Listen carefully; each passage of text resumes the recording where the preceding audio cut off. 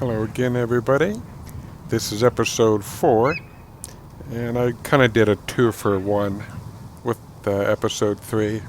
That should not cause anybody any real butt hurt or anything. I'm just kind of condensing these into more manageable time bits and pieces.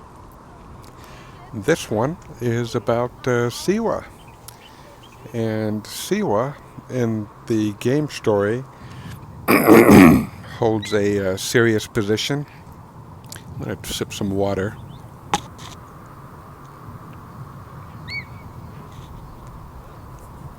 I had some abbreviated sleep last night and a bit of an adventure.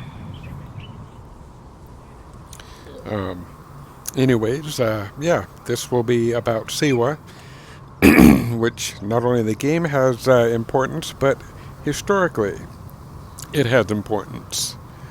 And the Oracle at Siwa was the chief political mover back in its time.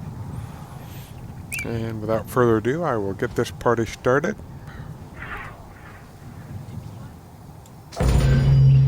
Welcome to Siwa. Now, if you've got a clever eye and you've played the living daylights out of this game and you've done some Egyptological history, you know that one of the prizes of Siwa is the dates. They were cultivated and traded and much enjoyed. It was an ingredient put into bread and beer and eaten as is. There were sandstorms. That's the chance you take when you live in areas such as this. Those are pigeon towers. And I love the environment of this game. You see people doing something. They're working, they're chatting, they're eating, they're living. It's so well done.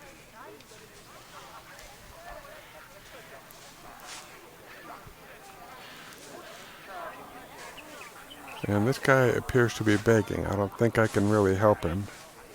I'm going to see what happens when I do this.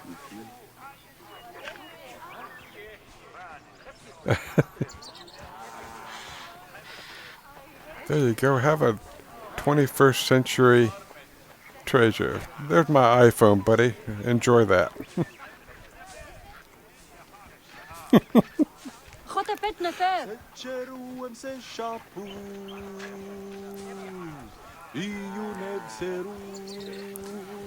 And let me ask while I'm here, would you prefer I just keep going or make these episodic? The Siwa Oasis is in the western desert of Egypt. Geographically, the Siwan Oasis is located in a depression 20 meters below sea level. Its natural springs and warm climate aided in the bountiful production of date trees. Though clearly influenced to some degree by Egyptian and African culture, the area's isolation resulted in a unique society and language. While they worshipped the same deities, Siwan temple architecture differed from traditional Egyptian temples. I think the origins, I don't know 100%, but I think the origins of the Berber language came out of Siwa.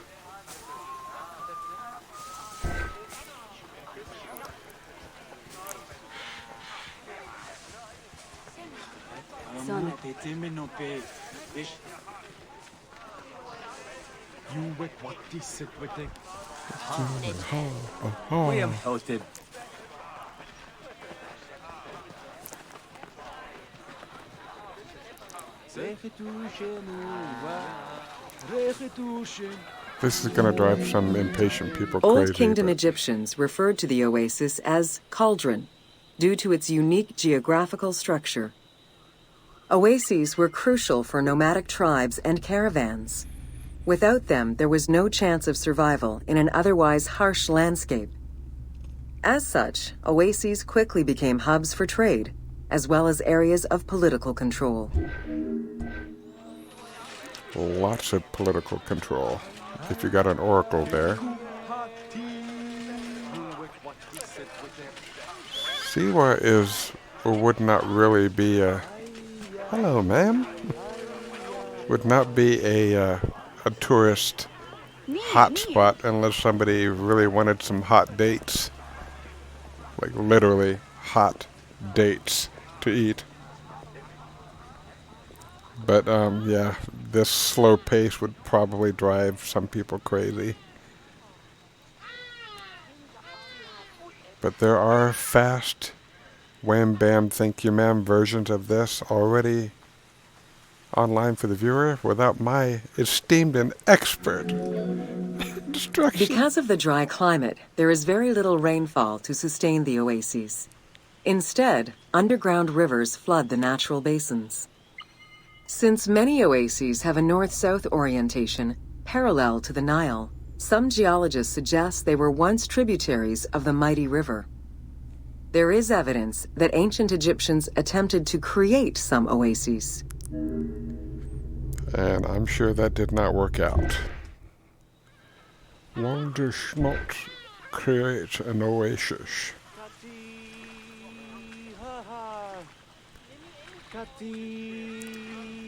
And I have not really looked into completely what it is these people are harvesting. Those red flowers.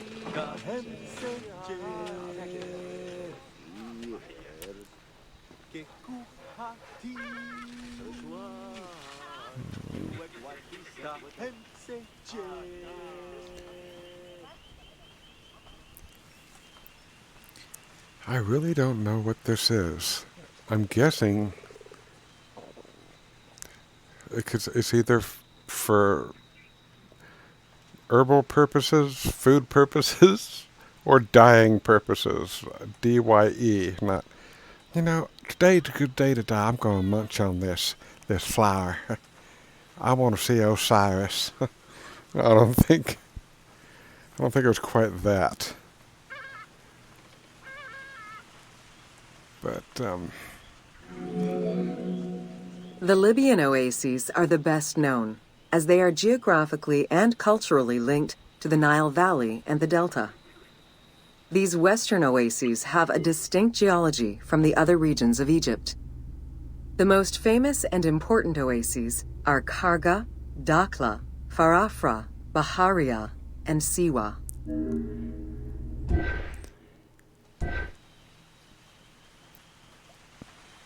And this is a little extra boring, so I'm going to let this guy take a jog.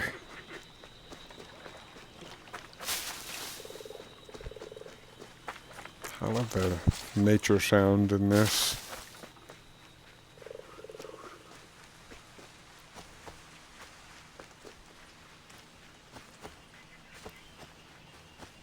And this, I think it's Cleopatra's bath. But before it was hers, I wondered whose it was. The Spring of the Sun is one of many thermal sources in Siwa, with the particularity that Cleopatra would have bathed in this one, giving it its name. The presence of the source beneath was attested already by Herodotus during the 5th century BCE, when the oasis was called Amuneion by the Greeks of Cyrene.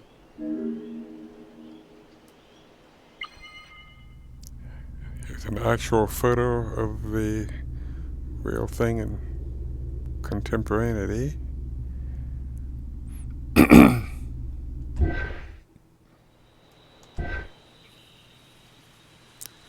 And that's a fair bit up there, and this does not look all that scenic. Lots of trees. Hey, buddy. He was in no hurry to get to where he was going. And yeah, those guys you saw riding by, they're jerks. I mean Greeks.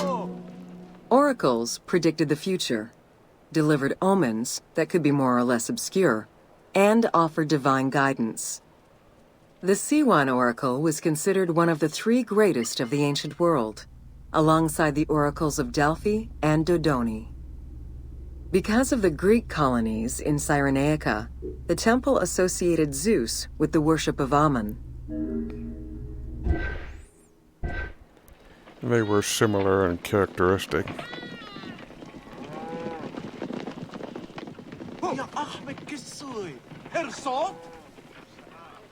That guy did not sound pleased with what happened. I'm assuming it maybe had something to do with the transport and the dust, or the expeditiousness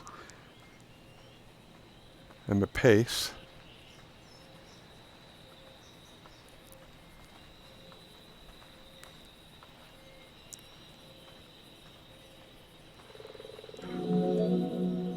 It is no wonder that Alexander the Great made the perilous journey to Siwa in order to consult the oracle, emulating the actions of mythical heroes such as Hercules and Perseus.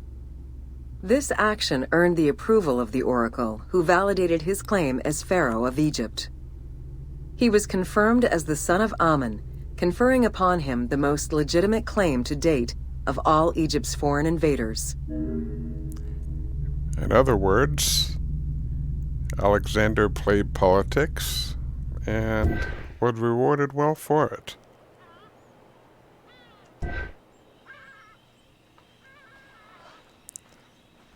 I'm glad that that kind of thing doesn't happen today. That whole, you scratch my back, I'll drive your jag.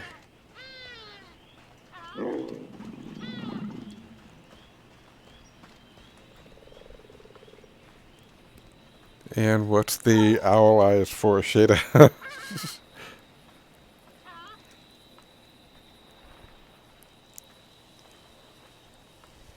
I simply must know. I'm coming up on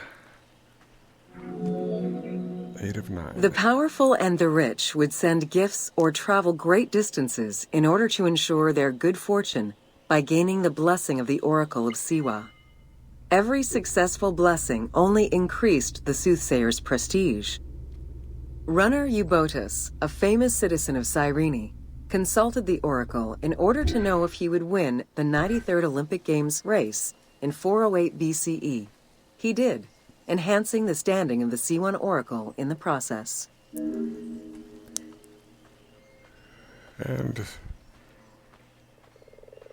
I wonder if it was a confidence boost that gave him the kick to do it. I mean, I can see why it would enhance the prestige. You're making a prediction. But, The Temple of the Oracle of Amun was built in the 6th century BCE by Pharaoh Amasis. In the game, its entrance is guarded by ram-headed sphinxes, the animal representing Amun. They were inspired by similar statuary located at the British Museum. Another option would have a Greek-influenced representation of Zeus Amun, a human-headed sphinx with horns. This representation of Zeus Amun was very popular in Siwa.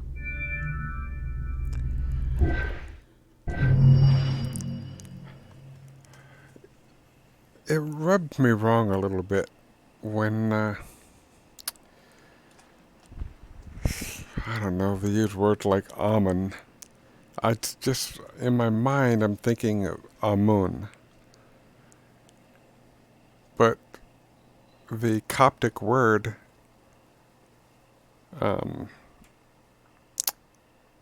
like what we call Ra, they say Re. So, do they call it Amun Re or Amun Re? Nobody really knows 100%, but it's just a certain way I'm used to hearing things and saying things. Yeah, because I mean, I'm prone to Amun myself. I'm prone to Amun. It's quite a mood, really. The Fayum. This one, let's go ahead and tack it onto this. I got nothing better going. I can throw my plans out the window. Because that's how I roll. Nobody's really going to care. This is just for posterity and hanging out. So we're going to get it done for the Fayum. That's another oasis, by the way.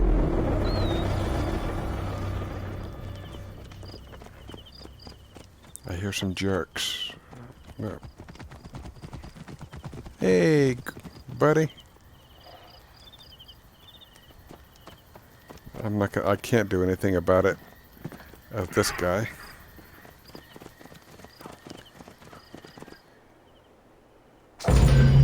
Welcome to the Fayoum. Thank you. I'm pretty sure I'm going to wind up needing a boat. As you can see, this is a bit of an oasis centered in, a traditional desert or desolate hellhole.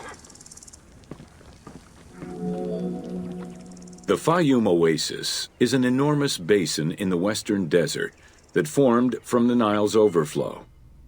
As such, it is not considered a true oasis, though it gives its name to the region, which covers Lake Moeris.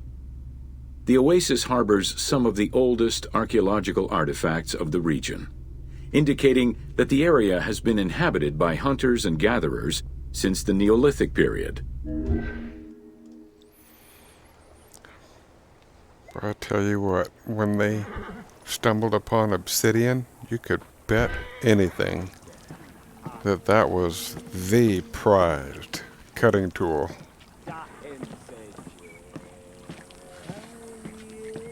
I really don't know what these guys are mining for.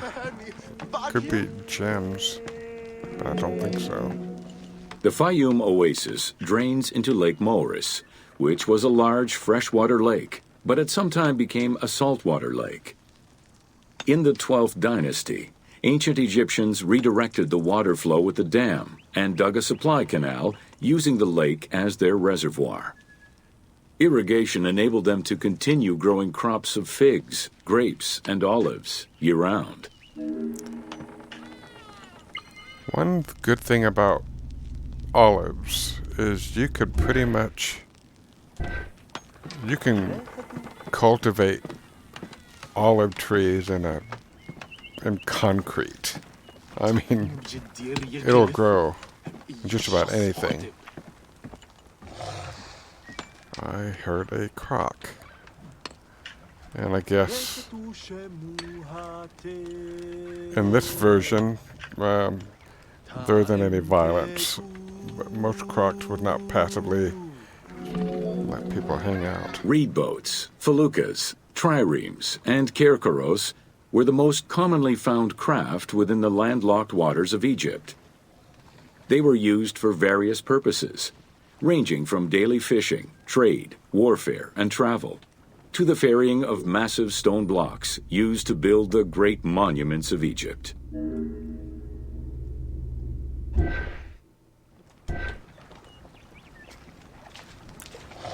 think I'll need to hop aboard.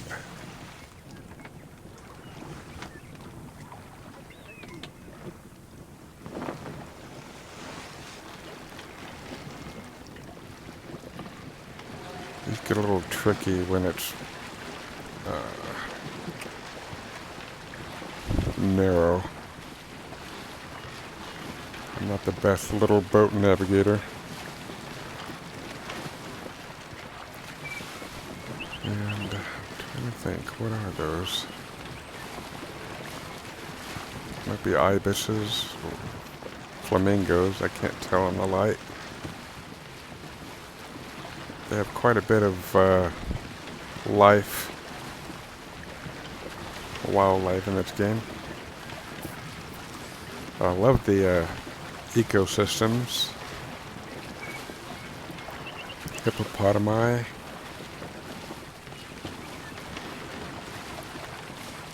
Lions.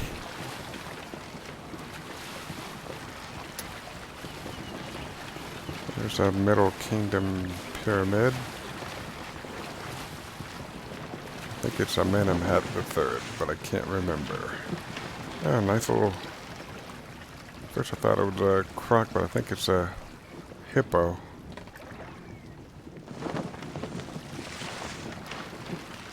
You have to hit this just right.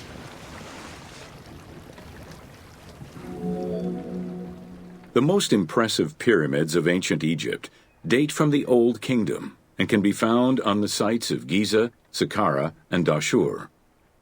However, one particularly famous pyramid of the time is located elsewhere.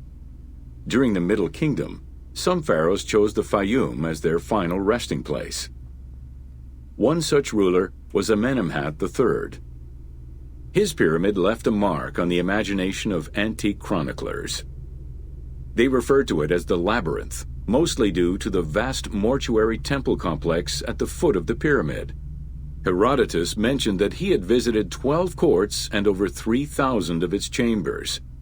But he was also well known for being prone to hyperbole. Hyperbole is a very polite way to say that he was prone to writing outright lies. Buddy.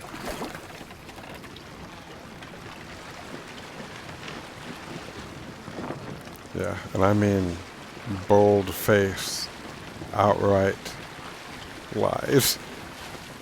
But he did have enough truth in there, and it was interesting.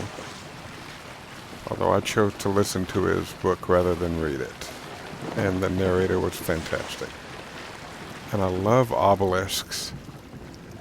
I think they're just majestic, and they have nothing to do with anything Freudian. I just think they look really neat.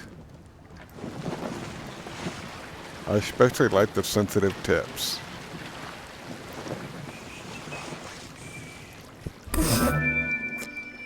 Amenemhat's pyramid was built with a brick core and covered with stone slabs, designed to be impenetrable. The burial chamber, made out of a single block of sandstone, is unique in its design. Richard Lepsius and Flinders Petrie both explored the pyramid site, measuring 385 meters by 158 meters, and identified it as the location of the labyrinth.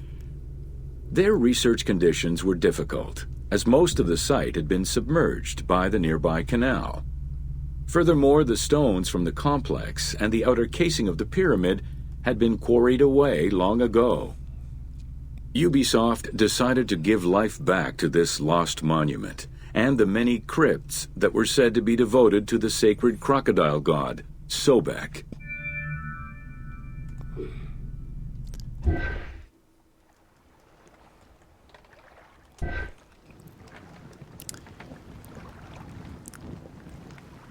I love how large the map is and the places that you can visit, but there are a few that I wish that they'd put in this game, just because I'm a freak for Egypt and Egyptology. I just love the subject. These are people that really, as far as we can tell for the time being, the jury's still out, I think, on First Civilization, but the developers at Ubisoft, and I'm inclined to share some of their beliefs. They call them the Isu, or Isu in this game. And, the first civilization that was wiped out by a cataclysm. There's increasing evidence to substantiate something happened. But we need to study that more, and I think it's worth looking into, actually. Founded during the 5th dynasty, the site was popular during the 12th dynasty under the name of Shedet. During the Ptolemaic era, the metropolis was named Crocodilopolis by the Greeks, in honor of the crocodile god Sobek. During the Greco-Roman era, the Cleruks, soldiers of the Ptolemies, settled there after their military service and expanded the irrigation systems. Irrigation and water distribution tripled the arable land and turned the city into a lush and rich area. 27,000 inhabitants lived in its precinct at its height. The city's location was strategic in controlling the many small waterways connecting to the main canal, and thus the Nile.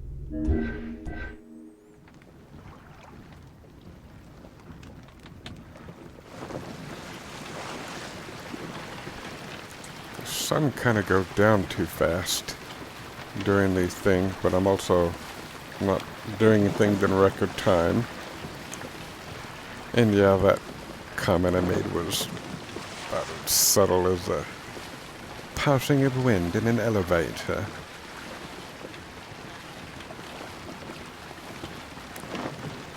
And by the way, I'm reading it. I'm sorry I'm not very good at replying. I read that response a bit ago. When I'm playing the game, I sometimes like to do what I call the Jack Sparrow. Instead of properly docking at one of these, I'll go full speed onto land while the craft I'm on disintegrates.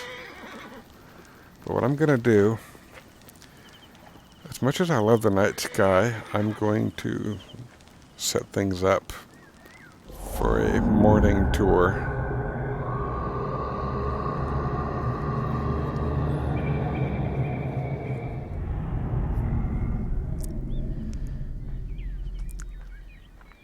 And I know we have a second watcher. Hello, whoever you are. This is the discovery portion. And I kind of threw my original serialized plan out the window.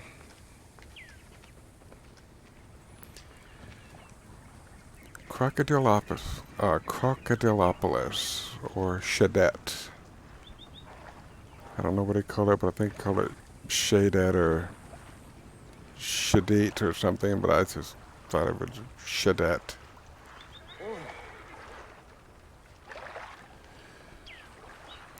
And this one has a strong Greek mix with the architecture, and you can see it.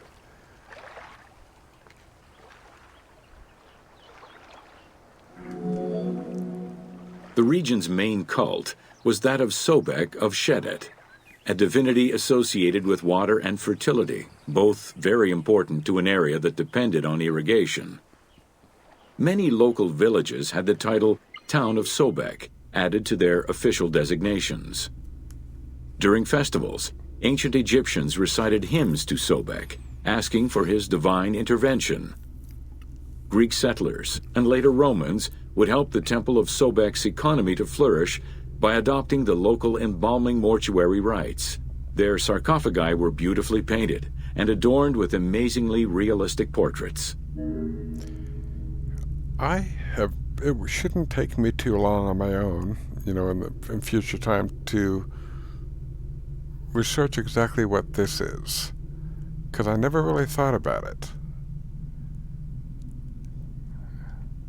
Because I've seen this on the heads of some of the gods stationed about. And that guy has hay and oil,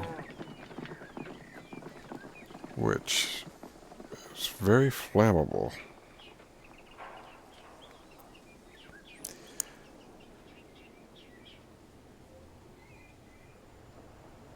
Yeah, these things. I feel ridiculous for not having looked this up prior. I see the uraeus on the front and the sides. But I wonder what those two top things are.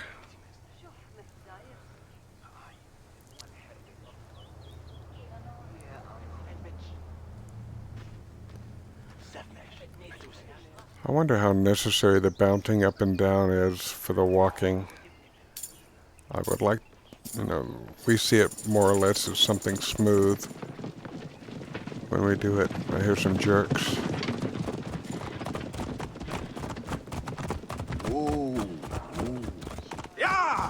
They're a lot more polite when there's a discovery thing going. Usually you hear very colorful language. There's the outer temple of Sobek, the crocodile god of fertility and protection. And Hello. Moniz Otan. What I will do, see if we can see their deified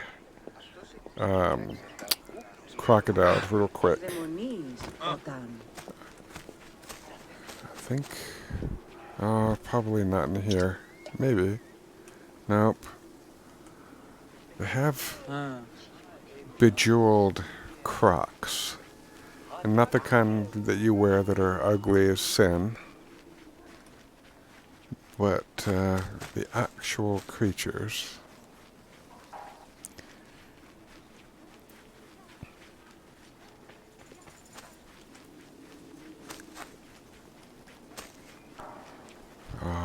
I could have just made a left and went right into the drink. Very similar to the cult of the Apis bull in Memphis, a living crocodile was worshipped within the precinct of Crocodilopolis' main temple. Known as Sobek to the Egyptians and Sukkos to the Greeks, it was reported by Strabo that priests fed it with meat, wine, and honeyed milk. They covered its body with jewels and gold.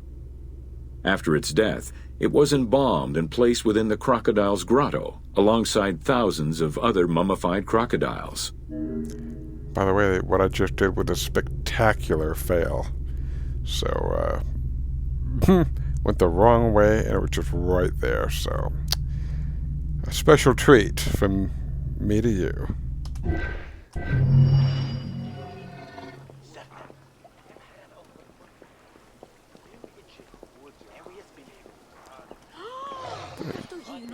I'm gonna get a close-up of the deified croc, and I'm pretty sure they'll bejewel it. Hey there, buddy. You got some serious bling going. I see a Horus talisman, a little eagle, and I like that amulet on the top. Can't really, oh, I see a scarab, and I don't know what the red, green, and gold element is.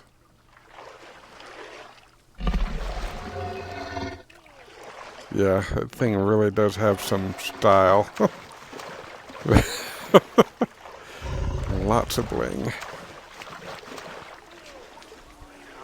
Don't worry, buddy, I wasn't going to do anything to hurt him. This dude's bedecked as well. And, yeah, this guy looks like a seriously highly paid official. So, time for the next tour. Ooh, the city of Memphis.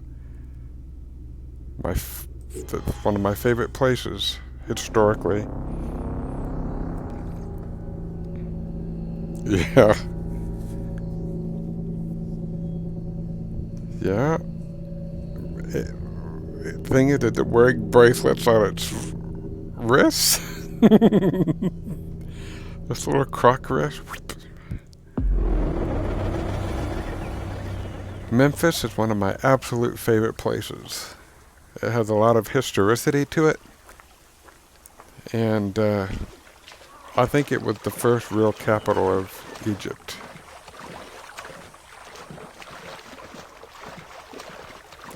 I think it was founded by Narmer.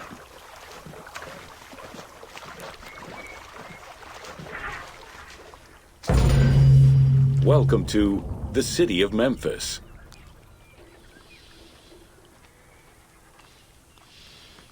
Good eye, Shada, because I totally missed that. But my monitor is small. Throughout all ancient Egyptian periods, cities had one thing in common. They were situated along the Nile's shores. Cities were often designated for government or for worship. Major cities had several temples dedicated to numerous gods and goddesses. Egyptians referred to the organization of their cities as a sepat, or later on by the Persian term nome. There were 20 sepat in Lower Egypt and 22 in Upper Egypt. The capital city of ancient Egypt changed many times over the periods.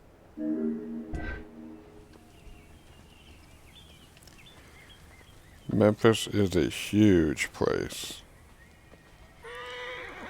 12 cities have affluent and poor people. Extremes. But yeah, Memphis and Thebes was a place to live if you were rich. Somebody not having a good time.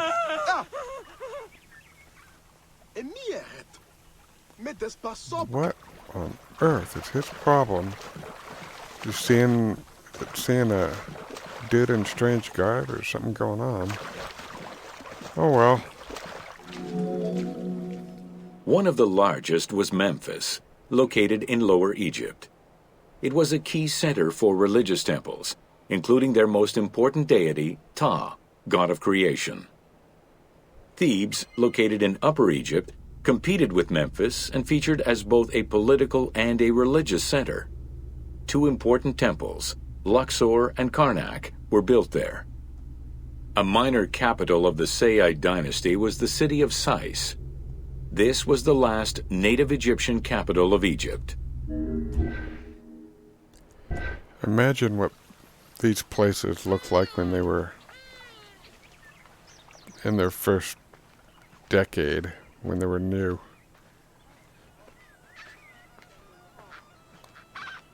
And I have no idea what went down, but there was some serious freaking out.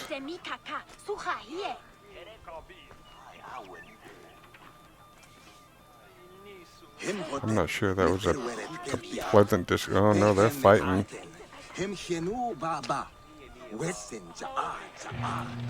I hardly knew her. I don't know. Oops. I think I need to do this. During the Third Dynasty, under Pharaoh Djoser, Memphis became the first religious and administrative capital of Egypt. Even when the political capital of Egypt decentralized itself, pharaohs were crowned in this sacred city in order to legitimize their ascension to the throne, up to and including Alexander the Great. Though little remains today save ruins south of Cairo, we can guess at the structure of the city, which stretched up to 5 kilometers in length and 2 kilometers in width. The ultimate reason why it's so destroyed is that the water table is so high. This is closer to the delta than Upper Egypt is, or more contemporarily said, southern Egypt, where it's dry. I'm going to zoom out on the map. This is the delta. This is wetter area. Memphis is just a little above these. It has a proximity to the wider part of the Nile. And yeah, the water table, along with the seismic activity, just turned it all to poo. I don't think there's anything they could really excavate here. It's kind of depressing considering the antiquity of the place. Memphis was also referred to as the City with the 100 Doors, or the White Walls. These names were in reference to the wall which surrounded the city. Under the protection of Ptah, god of craftsmen, the city was a thriving religious and economic hub.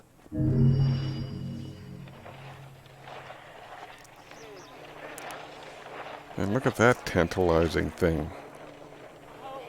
Do I just go further down the line, or take a look at that? I'll come back later. Oh, that thing's tantalizing though, gee whiz. Let's check this one out, Rediscovering Egypt.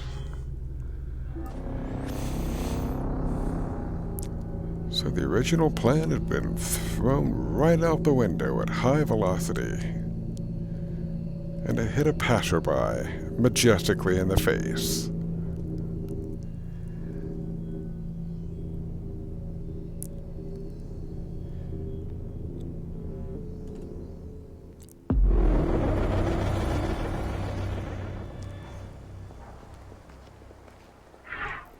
Rediscovering Egypt. The Fayum Oasis. Welcome to Rediscovering Egypt.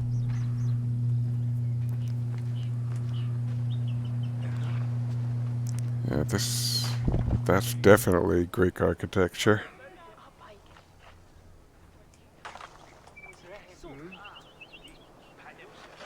I can't make that out very well. But it has that headrest. I really need to learn what that is. I wonder if it's papyrus stock or something. In the 19th century, the increased intensity of tourism and excavations, as well as the outflow of antiquities to other countries, threatened Egypt's archaeological heritage.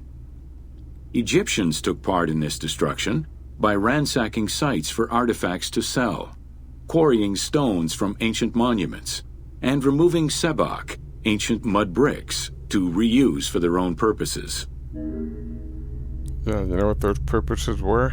Sebak, they were used as fertilizer. They had a high nitrogen content, so they busted them up, sprinkled it to boost their agricultural yield. And the Brits, with their genius, took millions and millions of cat mummies and ground them up and used them as fertilizer. Out of all that they bought with them, I think they have 38 on display in a museum. People are great.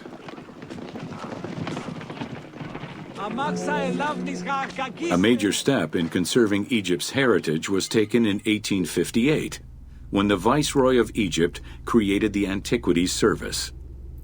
Supported by a team of foreign scholars, Auguste Mariette exerted an iron grip on the service. He carried out his work across Egypt and into Nubia, intervening on almost every major site.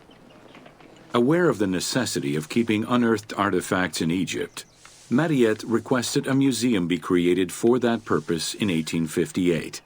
This museum was the ancestor of the Egyptian Museum. And I always called one of the first Egyptologists Flinders Petrie. They call him Petrie, and I really don't know what his proper pronunciation was. But I've only heard it as Flinders Petrie. He was the first real Egyptologist. He pretty much invented it on his own with its methods, and they're still used today, cataloging everything.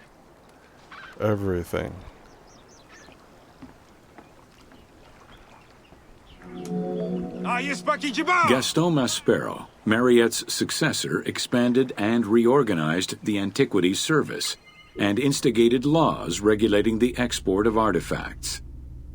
French scholars ran the service until it passed into Egyptian hands in the 1950s. As of the mid-19th century, Egyptology was fast becoming a recognized discipline within both private institutions and learned societies.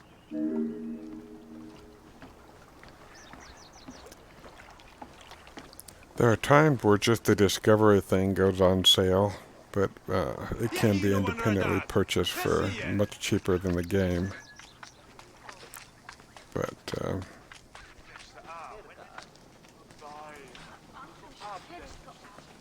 thought the kids were going to be playing a board game or something.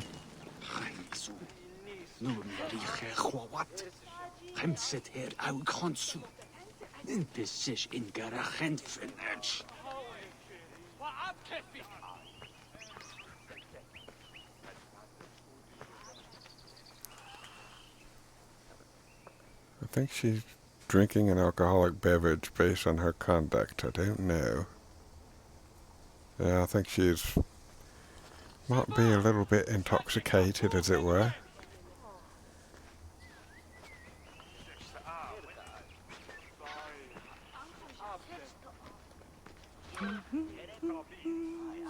Bastet would be very disappointed.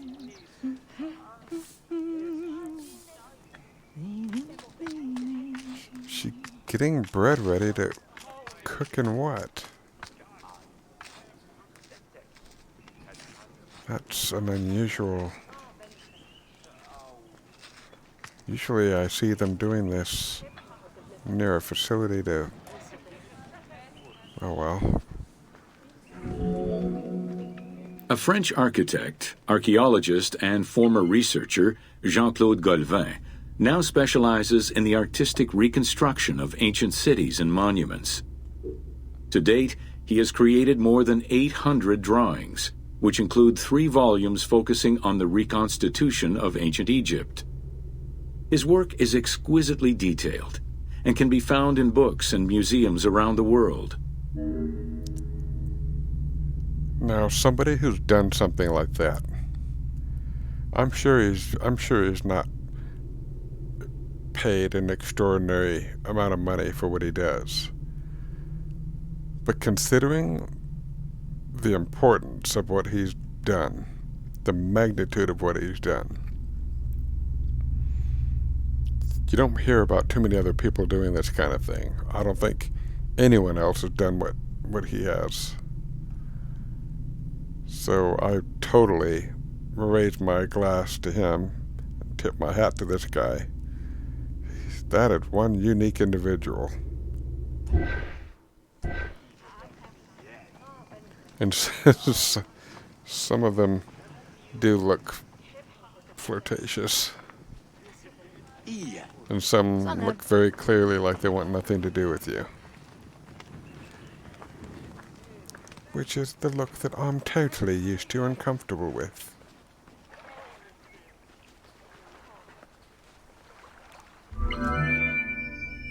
The team was thrilled to collaborate with Jean-Claude Golvin in order to recreate Egypt for the game. In the 19 exclusive watercolors he created for the team, Golvin used scientific data as the base, and then extrapolated to provide a full interpretation of various locations and monuments in ancient Egypt. Both early sketches and fully rendered images were then used by the team as references while building the world of Assassin's Creed Origins. What a fantastic collaboration that is.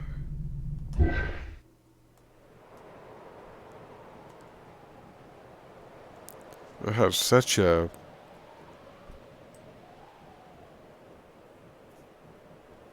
well done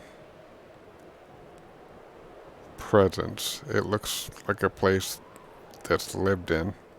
They did an amazing job with this place. I love just taking slow walks along there, listening to the chatter, even if I've heard it a million times, looking at the outskirts and the temples. Just neat stuff. When I want to escape reality for a while, that's one of the places I like to go.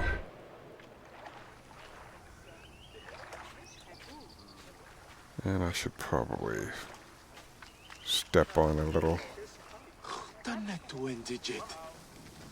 Are they eating or making something?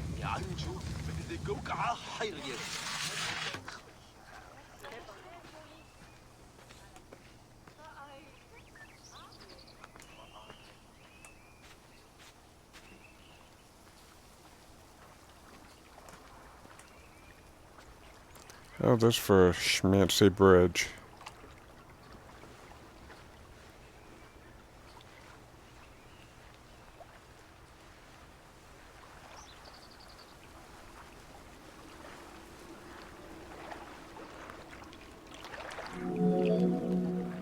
Although ancient Egypt's rich religious culture and its mortuary monuments continue to be investigated, the modern discipline of Egyptology has shifted focus. Rather than single-mindedly retrieving impressive artifacts, Egyptologists today focus instead on increasing the body of knowledge. In the past, excavations took place in the field, And while that is still the case today, much of the work on Egyptology now takes place in libraries and archives.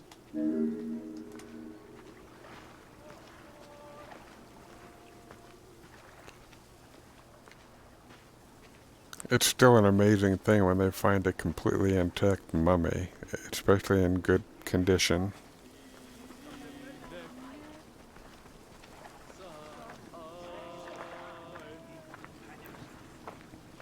It'd be great if they could ever find Cleopatra, or even, sorry to sound a bit chauvinistic, but I'd be pretty chuffed for them to find the tomb of Alexander the Great.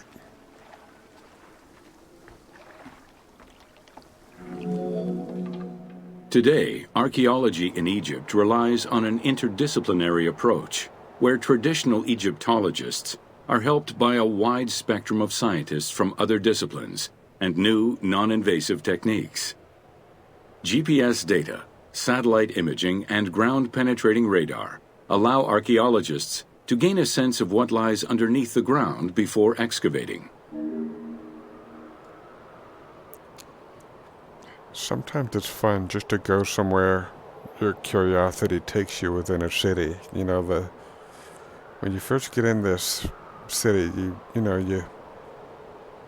run around, you go inside these buildings and poke around and look at underground tunnels. It's just, I love this view too. Kind of, when you send your bird into the air, you can kind of, I want to see that, and boink, you put a little marker there, just parkour your way at top speed to the marker, and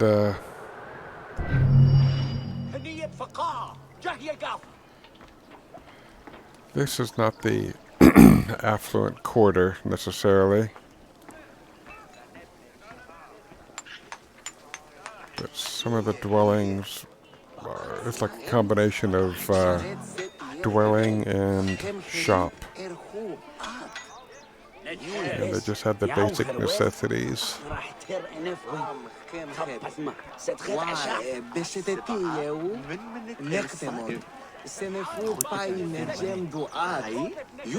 I will look at the next one.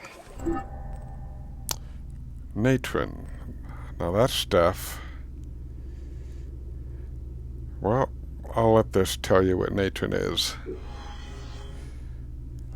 Essentially, it's a mix of baking soda and table salt. But it occurs naturally. It's a great preservative, good for soap, and it's for embalming.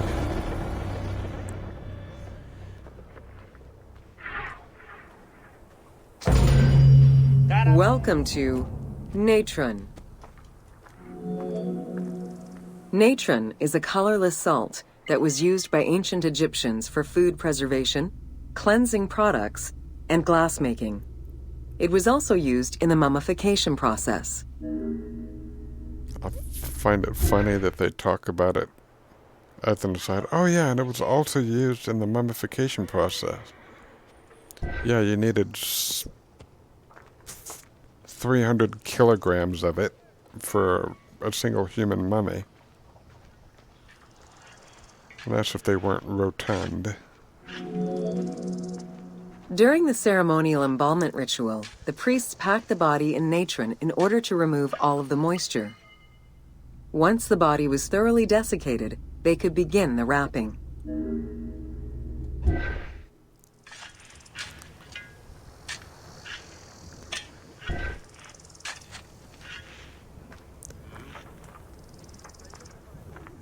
Some of the best mummies were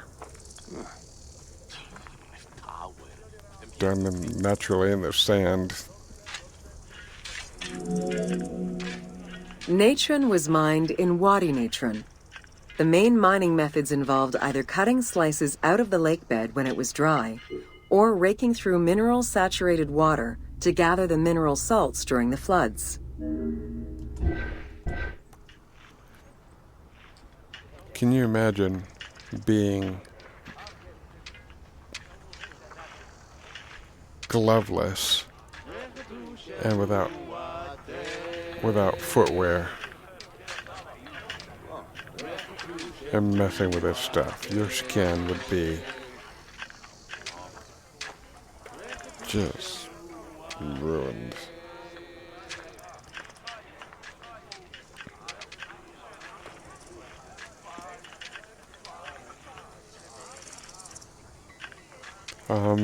I don't know if Natron's still... Oops, just a moment. I'm going to have to take a quick break.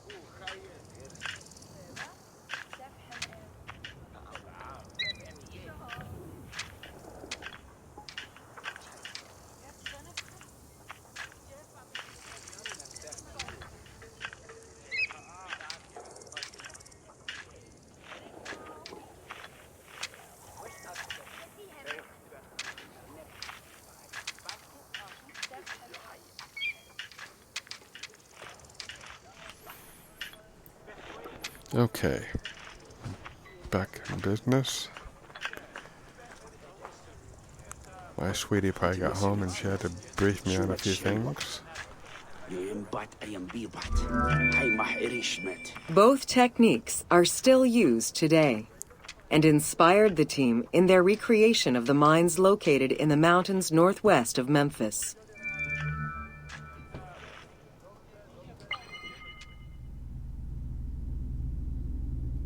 Phew. The idea of, you gotta be breathing in stuff. I seriously doubt that Natron preserved longevity. To me, it seemed like a great way to die young and not pretty.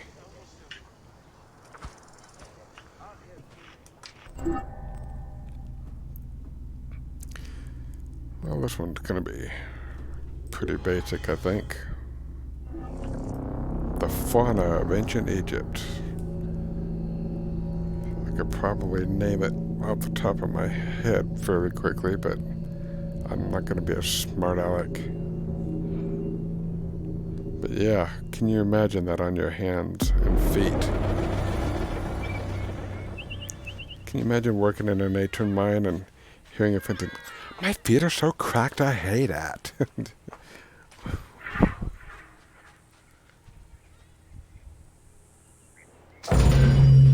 Welcome to Fauna of Ancient Egypt. Can you imagine working, toiling in that all day, then having your friend complain about cracked feet? You're like, "Hey, have a nice hot cup of F off and die." Gazelle, which runs away from you frantically under normal circumstances.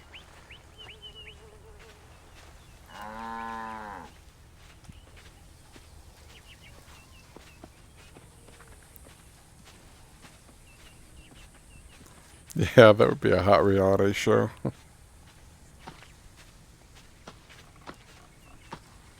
We've got some morale-boosting belly dancers for you guys.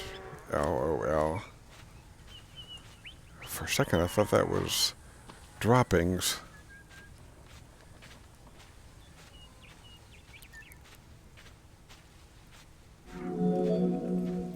Both domesticated and wild animals were features in ancient Egyptian bas-reliefs as early as the First Dynasty.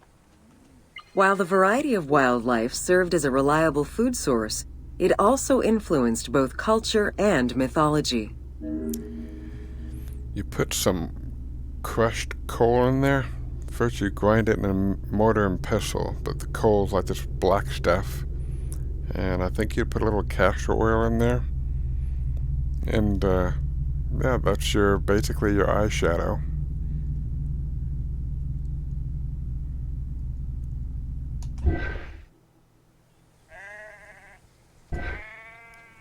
Don't know why I went into that, but there we go.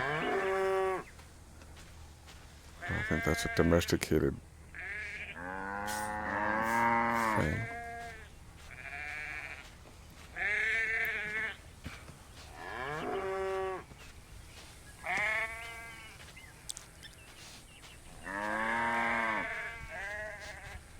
Oh, I'm quite tired and I'm prone to making jokes I ought not be making. Almost made a very tasteless one.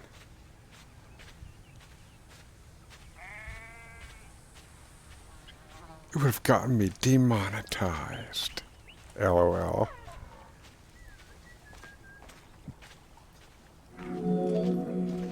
Egypt's terrain allowed for a diverse range of animals, including panthers, rhinoceroses, elephants, and many variations of antelopes.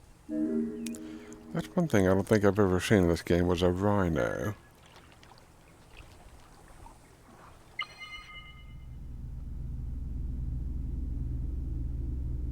Gazelle.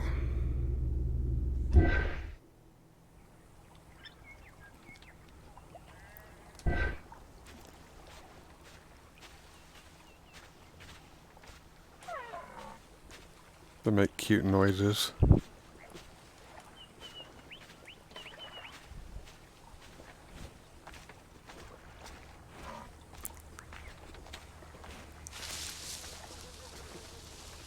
There's gotta be a hippopotamus for Christmas over here. I want a hippopotamus for Christmas. I see some agitation in the water, but I don't think I see... I might see a croc, actually. That's kind of curious. I don't see... Doesn't seem like it's an ideal place for a croc. This is a croc of crud. I don't see any around here. Thanks for nothing, Ubisoft. Oh, gee whiz. I feel like I've been scammed. For real. You are dumb. You are really dumb. For real. Whoa. I heard The Nile was home to many species of fish, along with hippopotami and crocodiles. Hey, little buddy. Well, that's definitely a croc. And here is a figurine. I'm guessing that was pre-Ramses. Yeah, it is.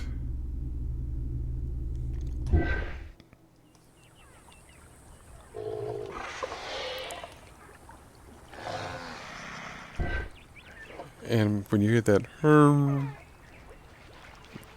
type sound, that's a frog. A lot of people don't realize what that is. But when you grow up with a pond, hey little cutie pie.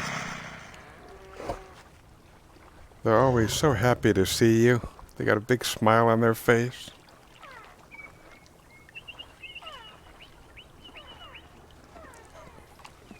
And it looks like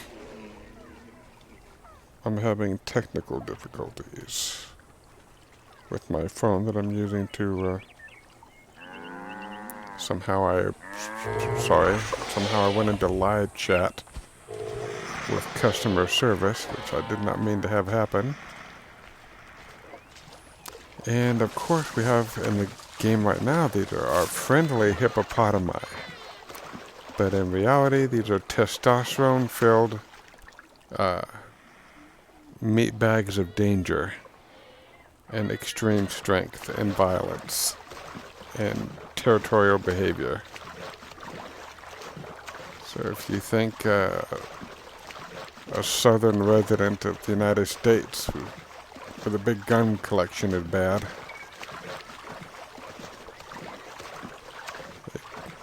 no comparison to a Nile hippo.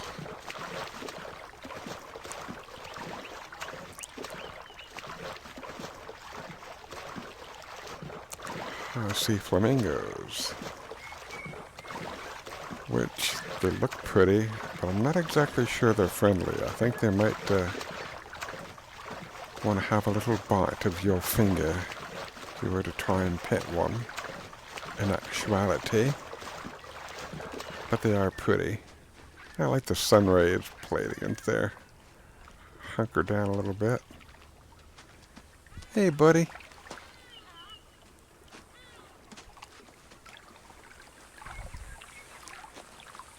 I think I have another checkpoint to get to. The wide variety of birds that populated the riverbanks, from raptors and waterfowl to songbirds, were all cataloged within Egyptian hieroglyphic signs. Encounters with reptiles and insects, such as cobras, scorpions, and scarabs, influenced hieroglyphs and art. What I find funny is when, I don't know why, but when I see something listed or written as birds everywhere, in my mind is effing birds everywhere. You know, it's like it's more of a less than positive exclamation. Not, hey, it's birds everywhere. Like, hey, that's nice. Isn't that cool?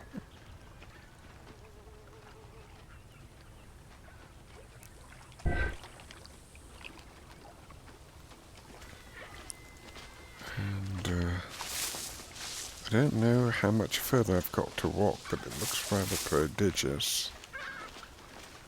There's, I think,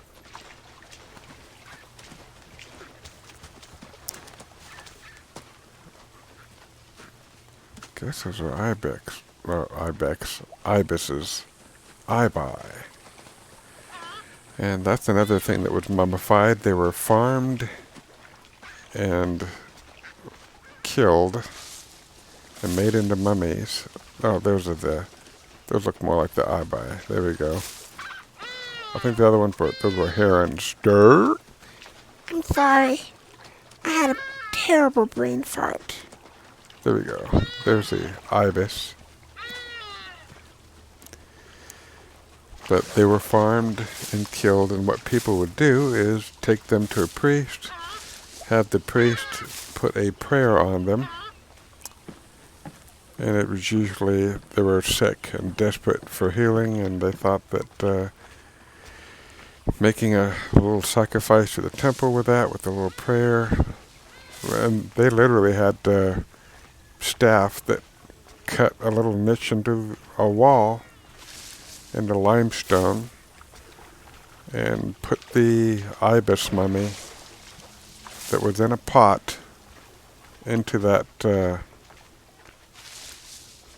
nook. And one of the very real problems, if you could call it that, I mean it is a bunch of superstitious stuff, but one of the oh yeah, they did it to cats too. They made it a business, and this was the problem didn't happen until after the Greeks brought their coin and some of their business culture with them. Those are ibexes. But yeah, there were scandals here and there about people selling ibis mummies that were nothing but bones that were wrapped after consuming fowl. Table scraps. Hey, there's a king of the desert and a queen of the desert. Actually, you might see a pyramid over this area.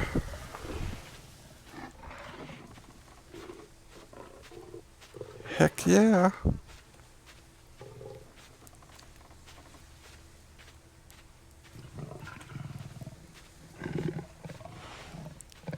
These are the friendliest kitties ever. They're huge, and they just want you to pet them. Like when you play the game, they just love people.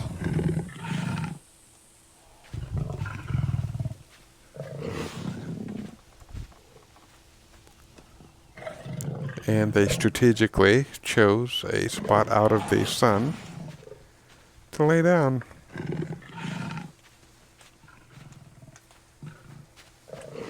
Let's have a little jaunt up here. I wonder what they're going to talk about next. While all animals had sacred meanings, lions in particular represented power and royalty to ancient Egyptians. They were so prized by pharaohs that they were hunted to extinction within Egypt. Alright, what a legacy.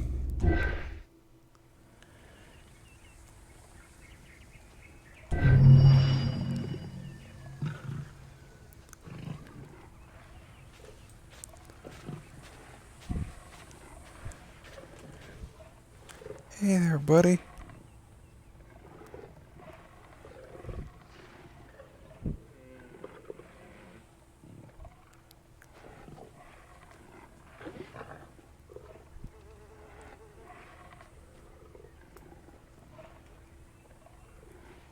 All right.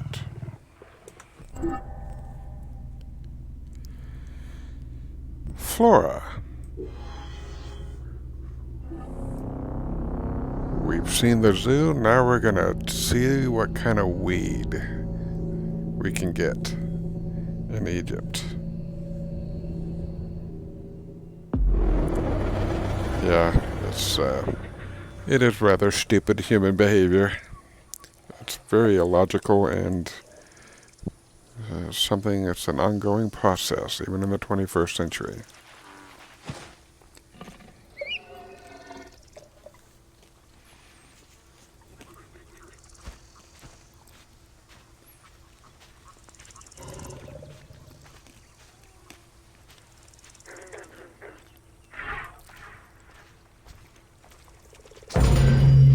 Welcome to Flora of Ancient Egypt.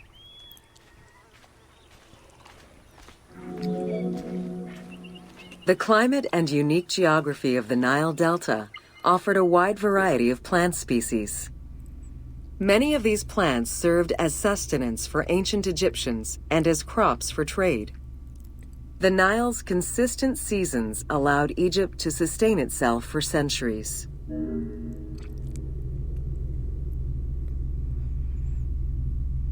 I'm thinking this is emmer wheat. I'm thinking this is papyrus.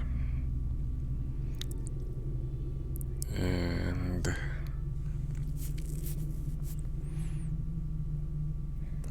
I don't know if that's olive or not. I would guess it's an olive tree. Figs.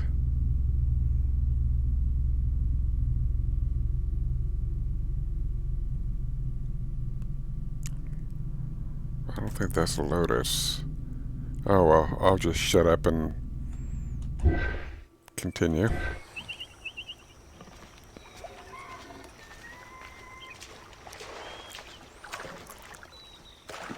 Do this a little faster. Possibly the most useful of the plants was the papyrus. This tall sedge plant grew in abundance along the water's edge of the Nile. Commonly known for its use as paper, the ancient Egyptians found many other functions for it, including rope, sandals, and mats.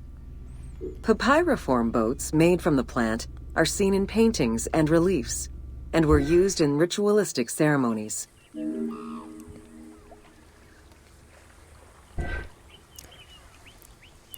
They also had a lot of flax, and that's what they used to make linen.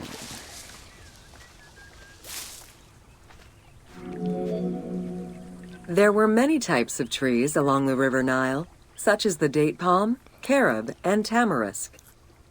The earliest fruit tree cultivated was the fig tree, followed by apple, pomegranate, and eventually olive trees during the era of the New Kingdom. Mango cultivation was the result of a late import from Asia during the Middle Ages.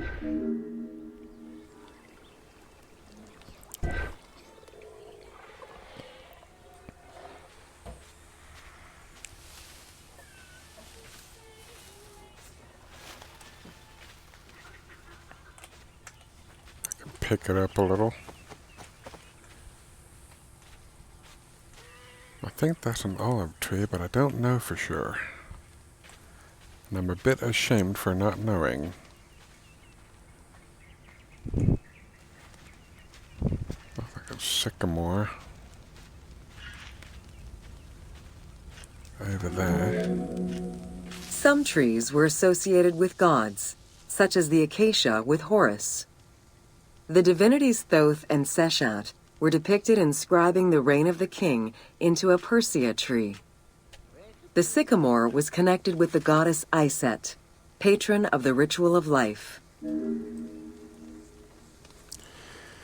Sycamore is the tree of Indiana.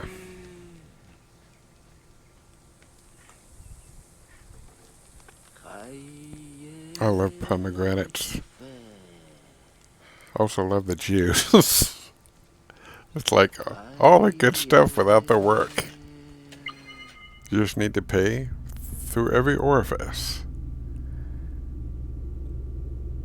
And you know, if you don't have to eat a bunch of them, but just a couple of dates can just really be super tasty.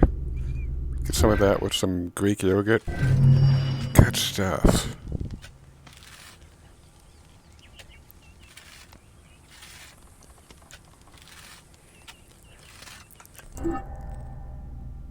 Alright, this one's kind of a big one. You want to stick around for hieroglyphs? I'll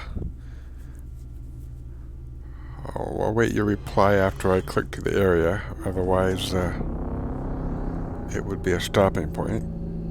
But yeah, that's good stuff.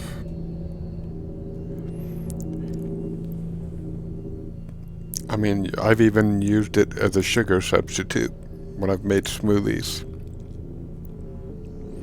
And I tend to feel better eating that than putting refined sugar in there. I'm glad you're enjoying yourself. This is fun for me as well. I'm going to make this looks like a evening thing. Might be wrong. That doesn't look like the morning sun to me. Yes, it does. Yes, it does. Okay. Oh, this looks like Siwa.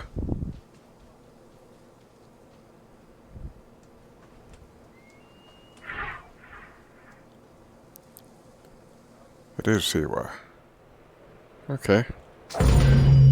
Welcome to Ancient Egyptian Hieroglyphs.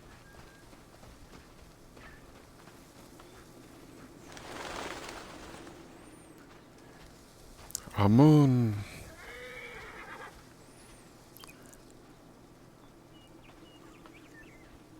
Let's try and get it close up. Whoops. Sorry, yeah, they only let you go so far with camera angles like that.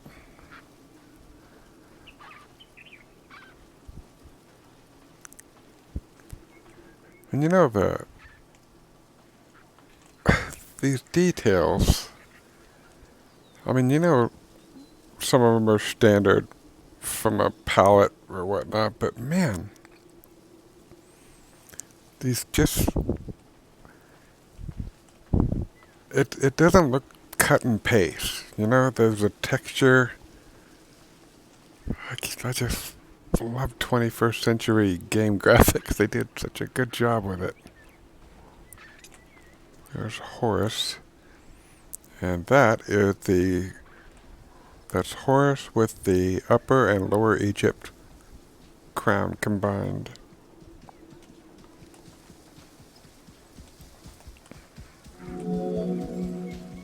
Hieroglyphics were used as sacred writing, appearing on monuments, statues, and sacred papyrus texts.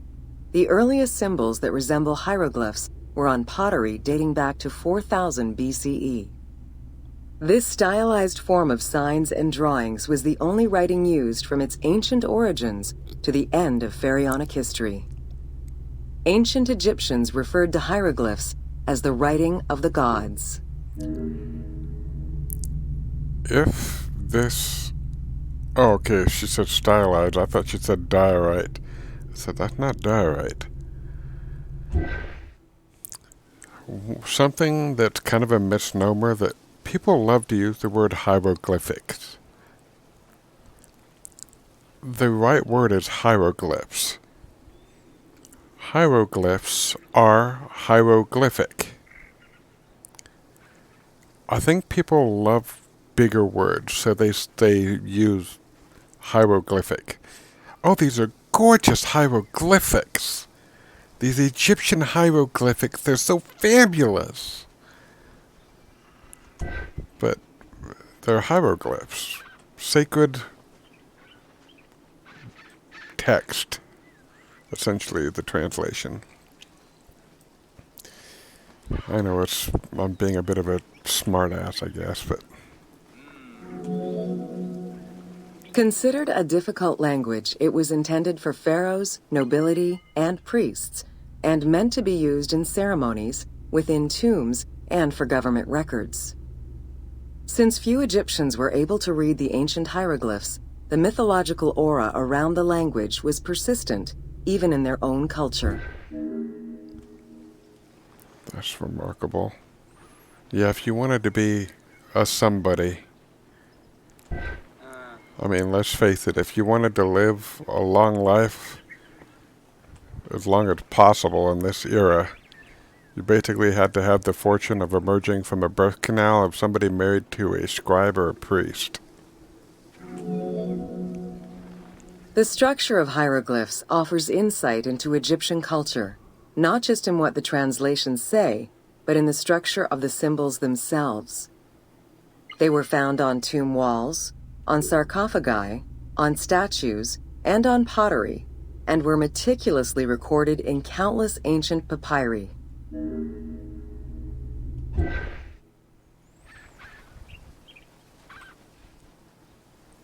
I don't know how high res this will be on a stream, but I do know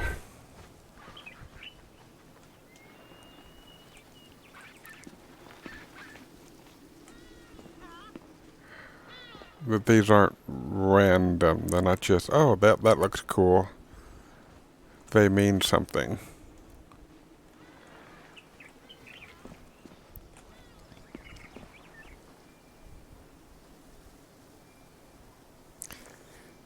It's not really horrible to call them hieroglyphics, but when you analyze the word, if you think about it, it's like saying we spell words using alphabetics. You know, instead of saying an alphabet or alphabeticals. I like using alphabeticals. The Ankh, the symbol of life, Bastet. That's just, well, no, that's the hieroglyphs. And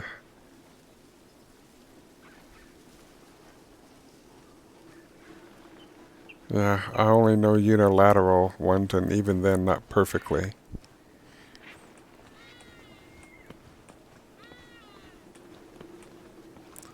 Imagine it's top to bottom.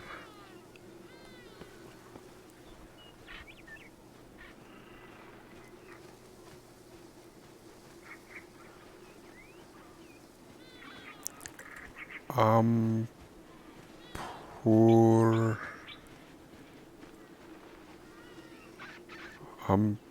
Poor. I don't know what it is. I don't know the language enough to do it. Sorry about the dilly-dallying. In many temples, priests would perform rituals and daily offerings. These were accompanied by hieroglyphs used as spells. In tomb paintings, the hieroglyphs are represented with formulas to recite. Ooh. These spoken words were meant to be spells which would allow the deceased to benefit from the offerings for all eternity. Spells and offerings were also written for the living, to enhance medicines and cure illnesses. This looks... Well, this is probably later dynasty. That's cool. I want... There's yeah, it's a ritual instruction.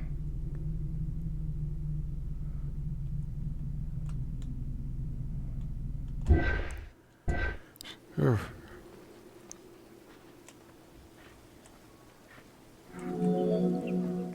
The most famous of ancient Egyptian documents is the Book of the Dead. Written in hieroglyphs and hieratic texts, it depicts important spells and rituals. These spells were intended to ensure a smooth transition from life to death and allow the deceased to safely navigate the perils of the afterlife.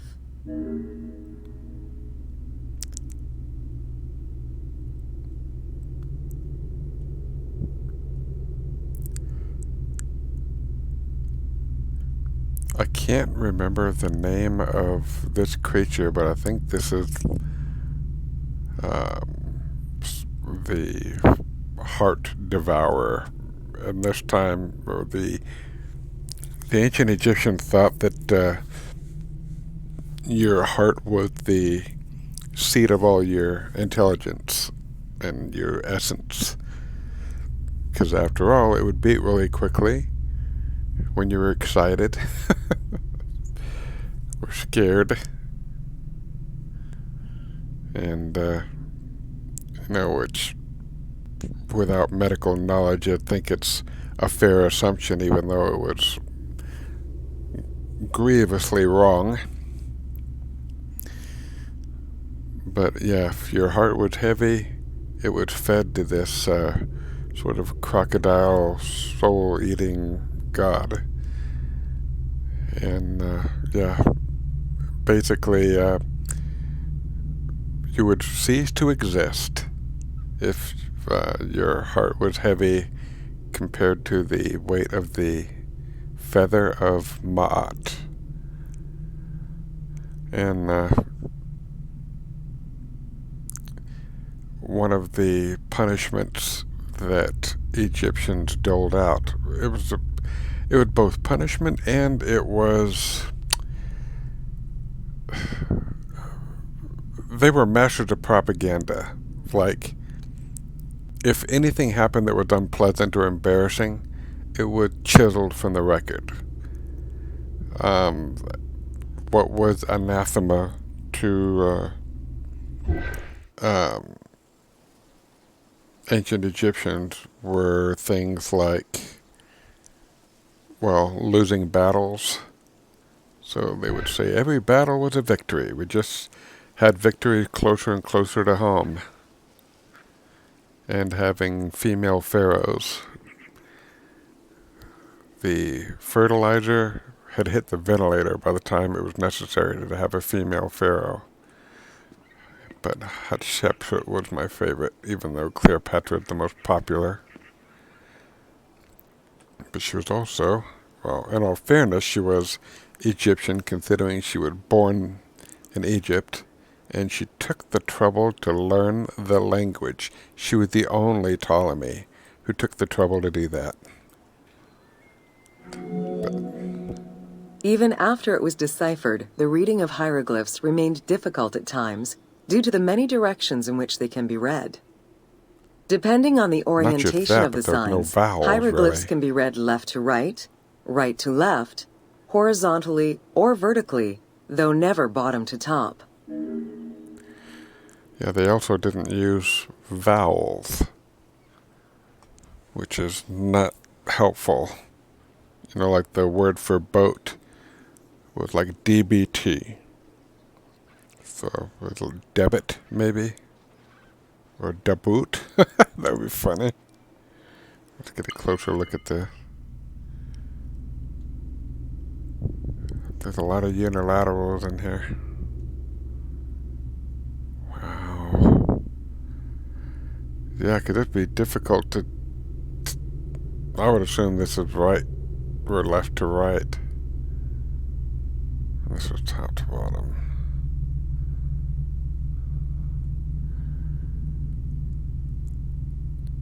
Anyway, I need to practice my unilaterals because I'm kind of... Well, I think I'm also tired, but I'm getting forgetful. It's something that if you don't use it regularly, you will forget it.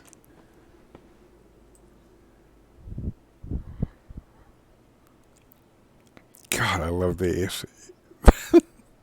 I'm just a freak for this stuff.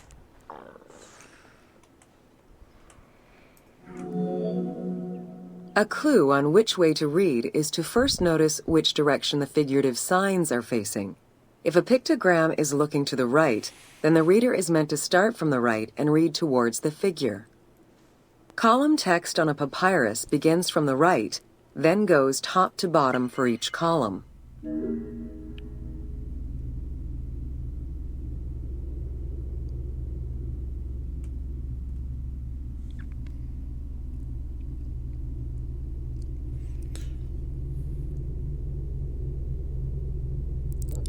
Oh, the eating of the heart by that crocodile god, or it might be a goddess actually. I can't remember the name of it. I'd have to see it again. But it's basically if you were guilty of doing a lot of things that were nasty and harmful to others, your heart was heavy with imbalance, and your eternal reward would be sudden non-existence. So there is no eternity for those who don't compare favorably to the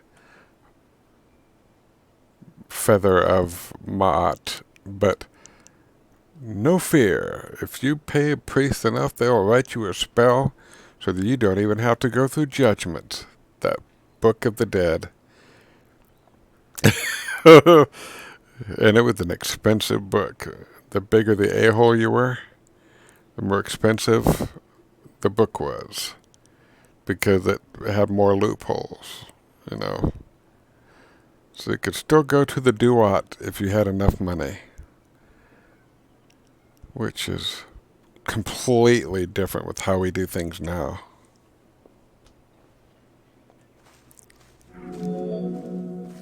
Text written on tomb walls resembles the structure of a page from a comic book. The text can be placed in front, behind, or above the character, and its symbols look in the same direction as the character. Another clue is that the name of a god or hieroglyphs meaning gods or kings are always written before the descriptive text. This is royalty, whoever this is. Because, I mean, they call this a cartouche. But anytime you see this around a set of hieroglyphs, it's a royal figure. And I'm sorry I was so late in answering the question. I didn't read it properly.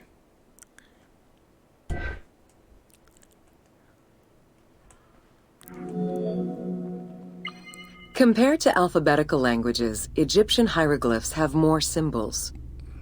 Confronted with the absence of vowels, the Egyptians invented a category of signs.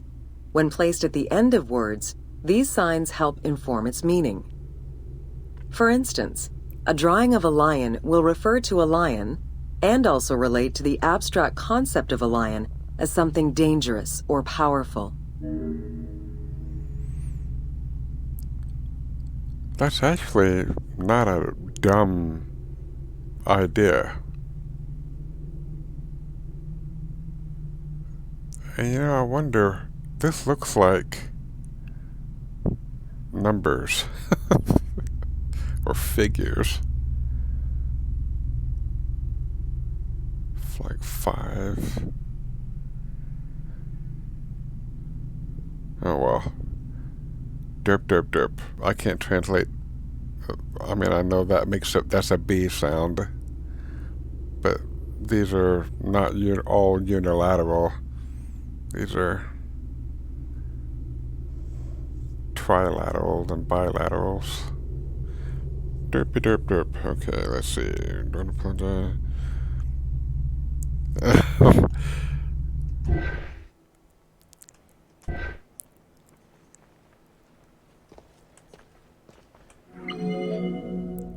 Middle Egyptian hieroglyphs contained a little more than 700 signs. By the end of the Greco-Roman period, there were 10,000 signs. Grief. Egyptologist Sir Alan Gardner created a list classifying common hieroglyphic signs and their variants. Now that was an achievement, and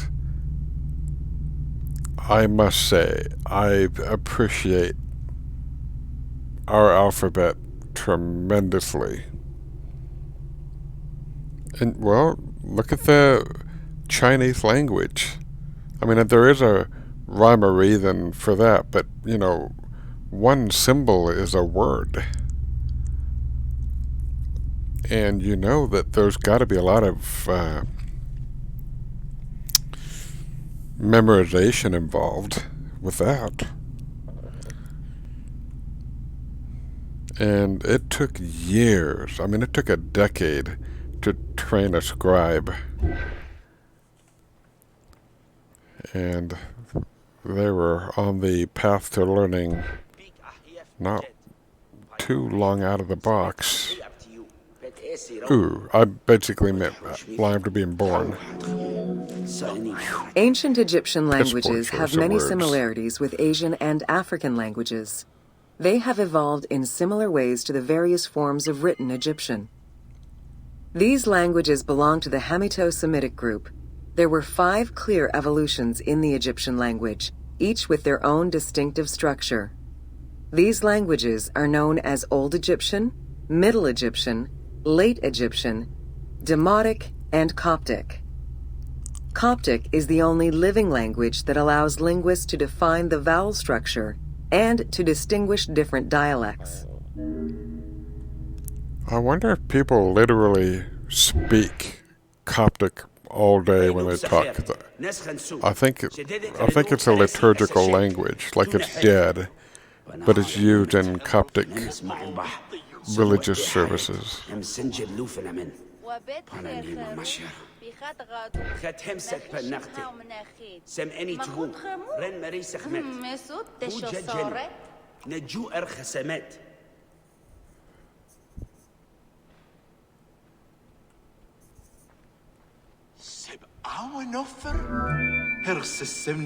While hieroglyphs and hieratic script give us an idea as to how the ancient Egyptian language was structured and written, the way it was spoken is still up for debate. The team opted for English as the spoken language, with the characters using ancient Egyptian and Greek words and accents. The language that is spoken in the background by the crowds is largely based on Sir Alan Gardner's Egyptian grammar. To help resurrect a dead language, we consulted Egyptologists and dialogue coaches to establish our target sound and cast actors with Arabic, Hebraic, and African backgrounds to bring the game to life. And I think Ubisoft did a gorgeous job doing it. I love spending time here. But like any greedy bastard, I want more. I want Saqqara, Abu Simbel.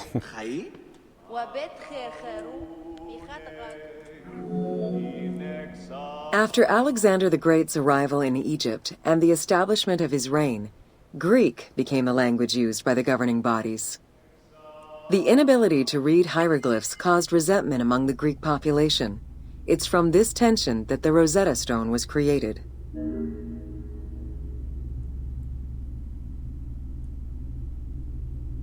I wish I could get a closer look at it. You can find it in this game somewhere. I don't know if it's here. I don't think it's here. Oops. After Alexander the Great's arrival in Egypt, the spread of Christianity ended pharaonic culture and resulted in the destruction of its pagan monuments. This also marked the end of hieroglyphic writing and understanding. Yeah. The Egyptians adapted to it quickly because of the Trinity, the Father, Son, the Holy Spirit. They always liked things in threes. So they liked the whole Amun, Osiris, and Isis. And they were easily convertible. You know, you had Amun, the hidden one, which is the big G. Isis, Mary, Osiris, the Jesus figure. Yeah, they made the hieroglyphs illegal when Rome became a theocracy, and it got ugly. Ugly, ugly, ugly.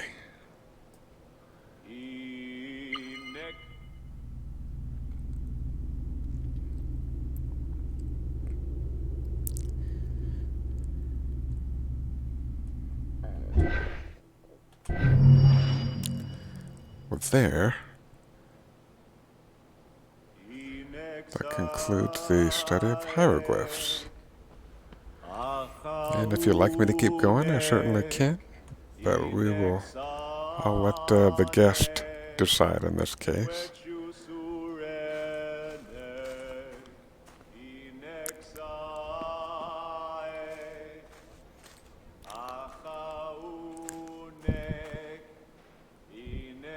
Boy, I'd love to have a little table like that.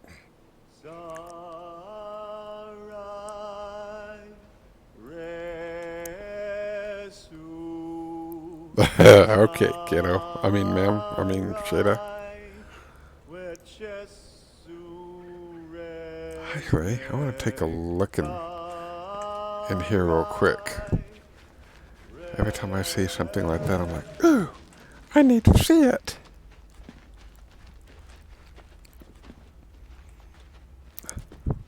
Wow, ruins. Utter ruins. Ooh.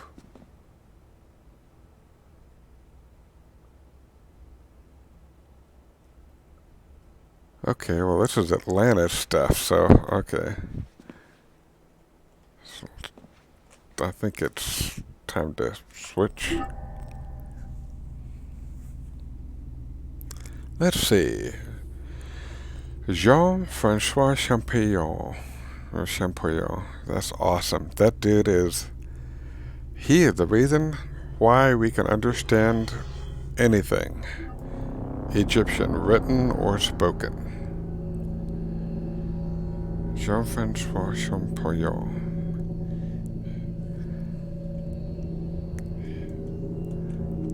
The most awesomest linguistic scholar ever.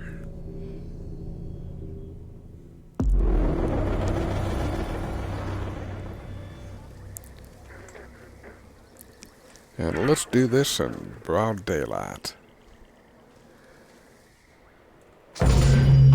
Welcome to Jean-Francois Champollion. The world owes that guy an unbelievable debt of gratitude. Between the 5th century CE and the Renaissance, knowledge of hieroglyphs was entirely lost. Many enthusiasts tackled the challenge of deciphering the language with little success. Some groundwork was made with various researchers identifying names and some grammatical structure, and confirming that cartouches were markers for royal names. They were still missing a critical piece of information that would eventually be revealed thanks to the discovery of the Rosetta Stone.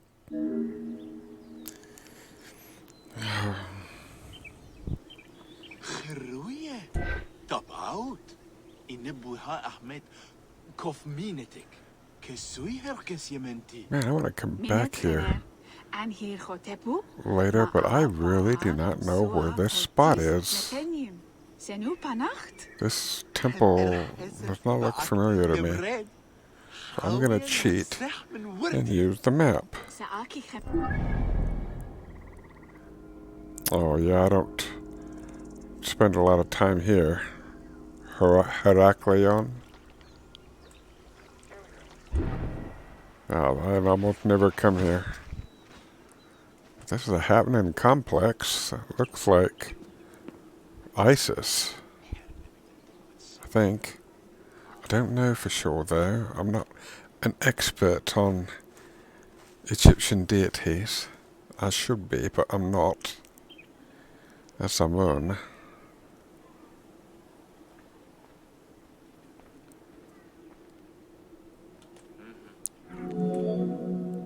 The Rosetta Stone was found in 1799 by Bouchard, a soldier in Napoleon's army. The stela dates from 196 BCE, written in ancient Egyptian and Greek with 3 scripts: hieroglyphics, Demotic, and Greek alphabet. Following the defeat of Napoleon Bonaparte in 1801, the English took possession of the stone.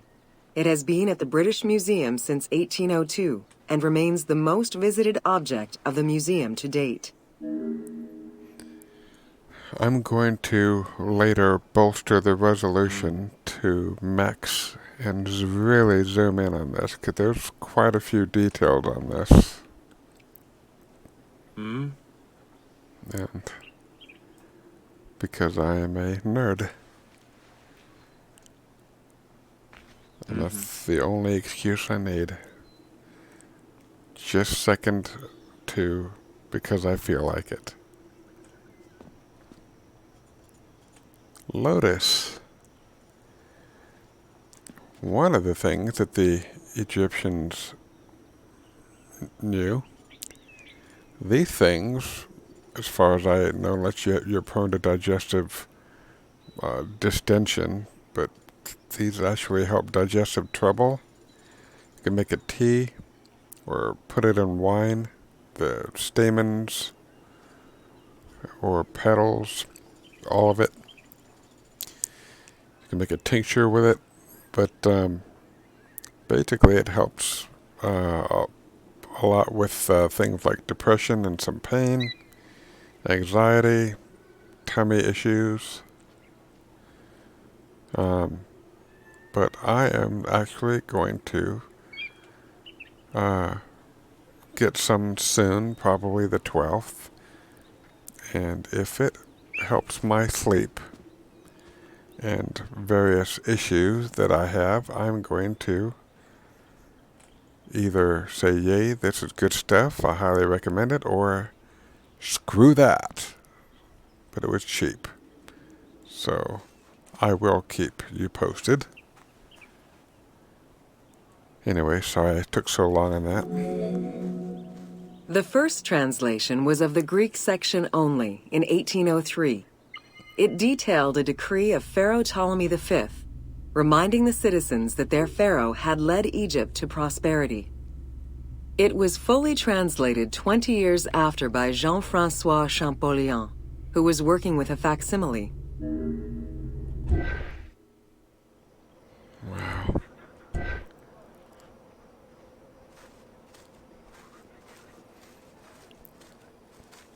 Yeah, I almost never come here except to do quests. And that's it. I always pass through.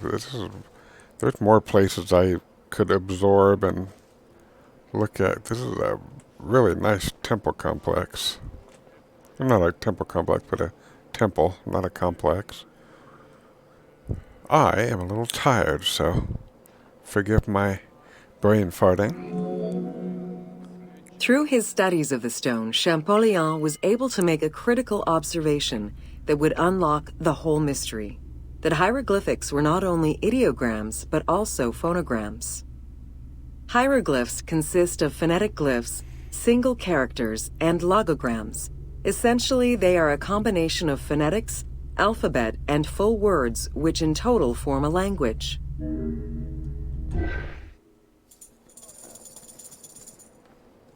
He looked happy to see me.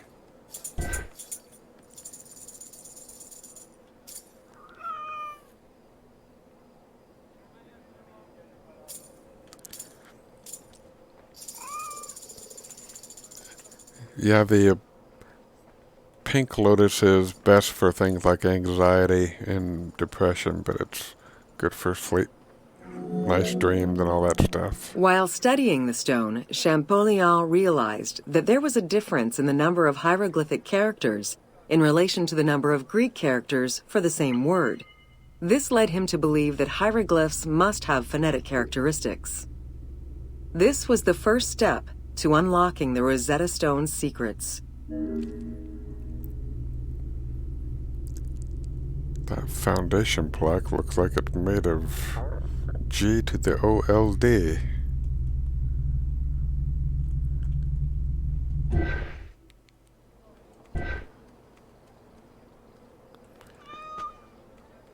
Meow. Meow.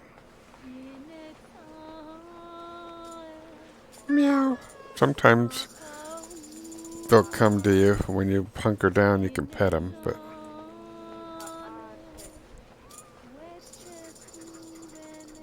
I need to change my hearing aid batteries. They're beeping at me and telling me, "Hey, yo, change me, dog. I'm like a diaper."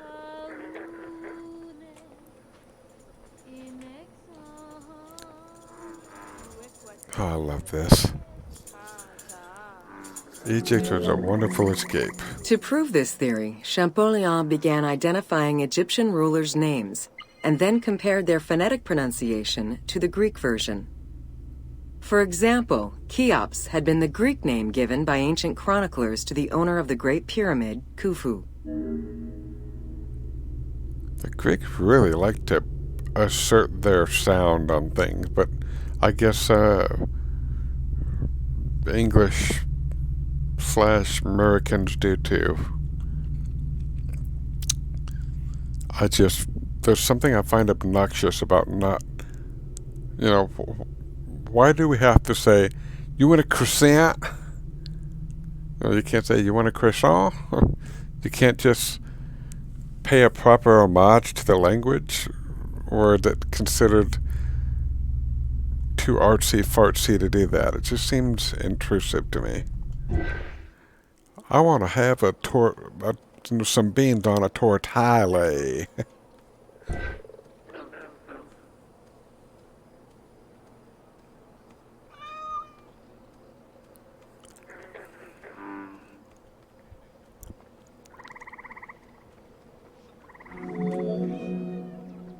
The next step for Champollion was to confirm that his approach was verifiable by using the Philae obelisk as an additional reference. Engraved in the obelisk are two inscriptions in Egyptian hieroglyphs and Greek. Once he confirmed the names of Ptolemy and Cleopatra within these texts and confirmed the same phonetic patterns as on the Rosetta Stone, Champollion knew he was on the right track. He was so obsessed with that I think it honestly killed him. He was so motivated that he pushed himself beyond his usual endurance. But the academic world is better off for his work. Hey, those are lotus flowers, I think.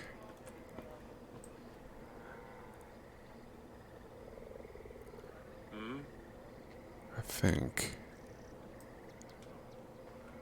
I don't know why my brain went there. Champollion had already mastered several ancient languages when he took on deciphering the Rosetta Stone. He used his knowledge of Coptic to identify the solar disk hieroglyph on the obelisk as the phonetic translation of Ra. Further translation only strengthened his conclusion. Egyptian hieroglyphs encompass the alphabet in both phonetics and determinative ways, which means that the symbol represents the word itself.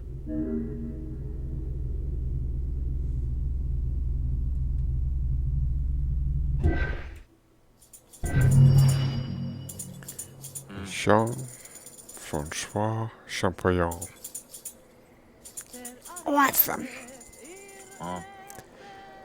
That was interesting to me, but I can imagine some people wanting to take a nap during that one. The founding of Cyrene.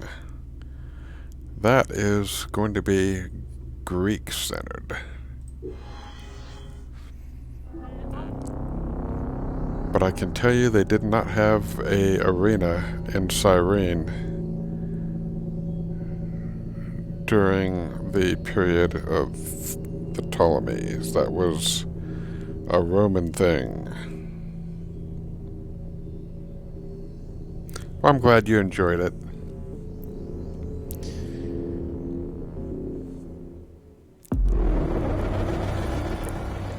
And I think they're going to be adding this later to Odyssey. A Discovery thing. The founding of Cyrene.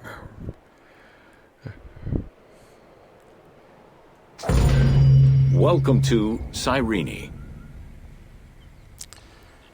Well, just to mix things up a little bit, shall we do as the Greeks do?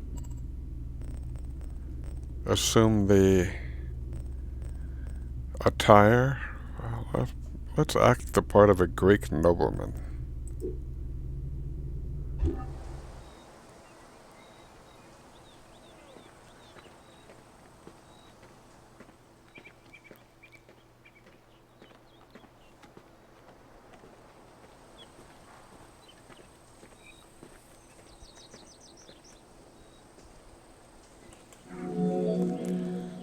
Cyrenaica stretches across the coast of northwest Africa.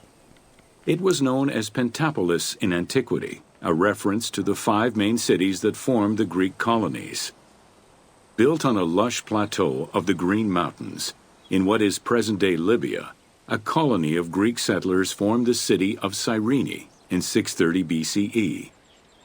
Cyrene's population quickly grew, spreading out across the terraces of the plateau, making it the first and largest of the 5 colonies.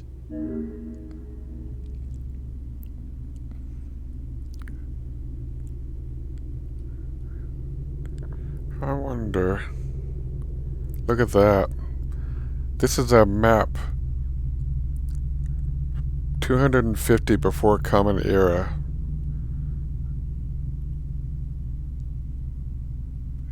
Gallia, the Gauls, that's the French. Albion. Hispania, Hispanic, Spain.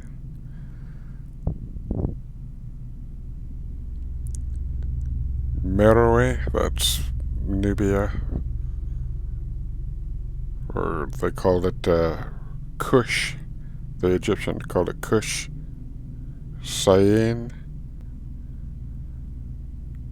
And Kyrenaica, Cyrene, Alexandria, Cyprus, and this at 250 BCE, this wasn't really Rome yet. But, wow. Thracia, that's Greek. Macedonia. That's just... I better shut the hell up. Let's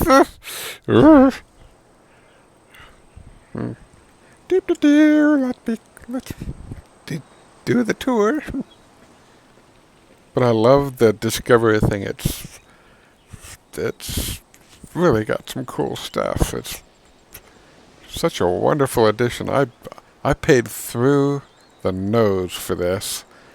I think I paid like $100-something after passing up a sale a week prior just to get it expeditiously. And honestly, I don't regret it. I put so many hours into this, and I just love the graphics and the atmosphere and the content. The city of Cyrene was founded by Batos Aristotle, guided by the Oracle of Delphi. Overcrowded and suffering from drought, Batos's home island of Thera could not sustain its citizens. Batos consulted the oracle, who told them to journey to the North African coast in search of arable land. A series of kings reigned over the city in the first 2 centuries. However, rebellion eventually ended the monarchy, and henceforth the city was governed by the aristocracy.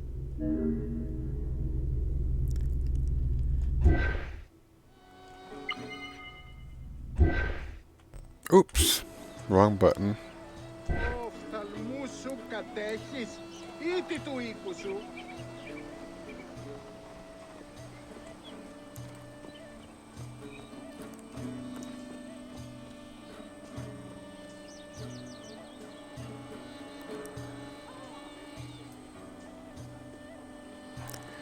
The architecture's a lot different.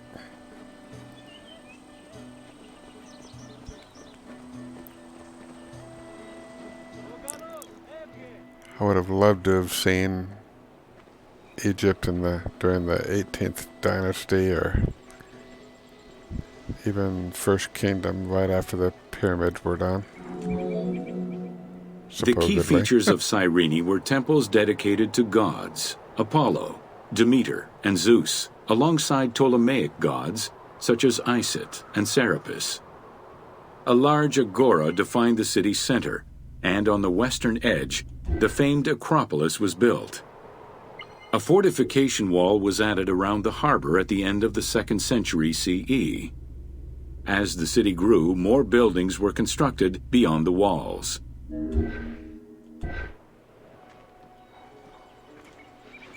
Wow, they look Roman. They are Roman.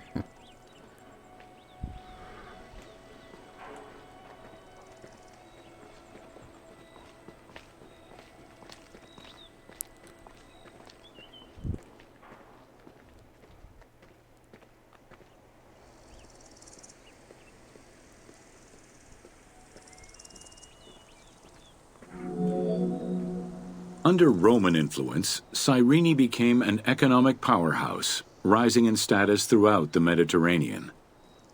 Cyrene's School of Medicine rivaled all others except for that of the Greek city Kos. Some of the great minds in ancient math, astronomy, and geography were born or established in the various schools of the city, which included an institute of philosophy founded by Aristippus, a pupil of Socrates.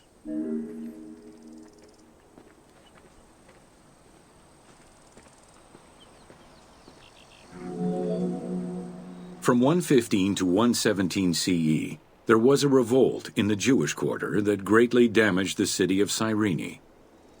Over time, a succession of battles, poor management of its silphium crop, and earthquakes eventually took their toll on the city. It was completely abandoned in 365 CE.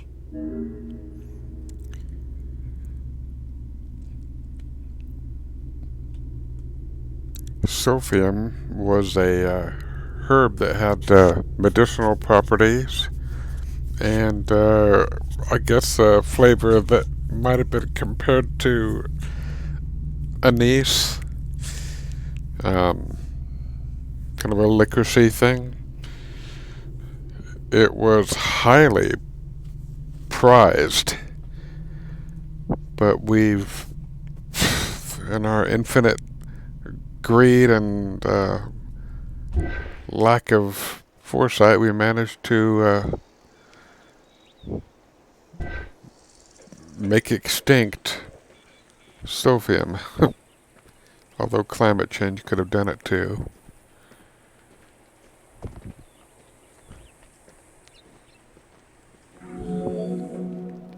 The nearby port of Apollonia was an ideal location, with its natural cove, sheltered by 2 islands and rocky inlets.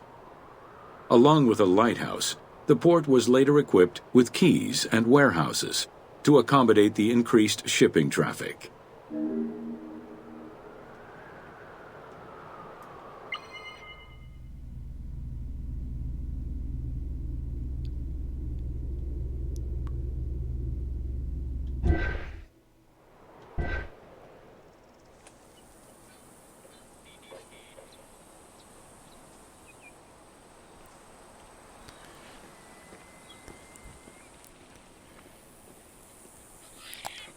I somehow think that this game is gonna age well.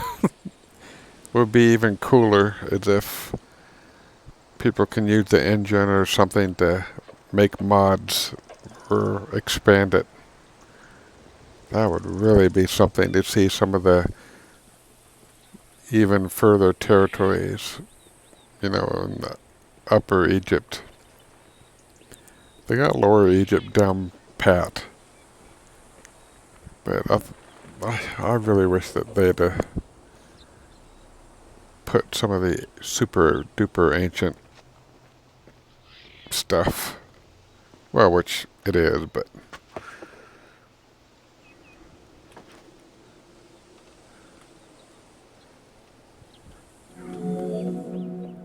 With its success as a commercial trading port, Apollonia surpassed Cyrene to eventually become the capital of the Pentapolis.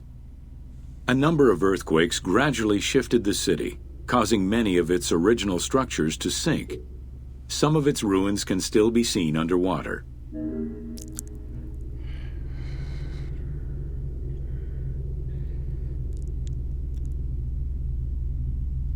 man, when you think of it in terms of human lifetimes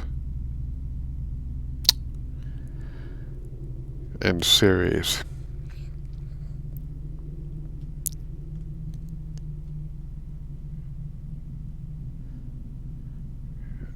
it's really not that long ago, but when you look at the yeah, I know, 2,000 plus years. But I like to look at things in comparatives, and it's just the amount of degradation that happened with these things, with weathering and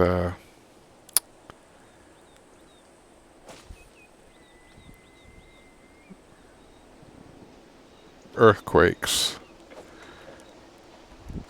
There's probably a spot for this, but I'm going to take a little look in here at this altar.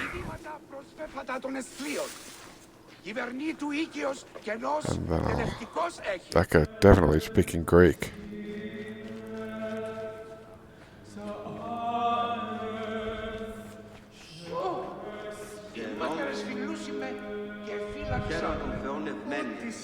Oh, because this is the Discover version, they have modesty things added.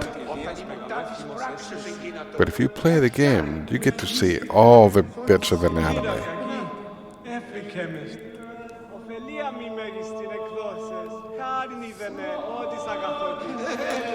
I love the, geez, look how they put a sheen on there. That's just remarkable. It looks shiny. But the work involved in this, the passion these artists had to have had. Oh, jeez, what a... This is just so intriguing to me, and it's, gosh, it's just wonderful. I feel lucky to be alive in a time where I can do this. Ευχαριστώ, Θεή. There's a mosaic in there. I wonder. I don't know if I can take much of a look. I know it's a little silly, but hey, it's mosaic. And they look real. They did such a good job with it. Oh, hey, Χάριν έχει αγαθή ψυχή. Χάριν έχει. all right. Well, you ready for another one, Shade, or do you want to reconvene? This one is the Agora and thermal baths.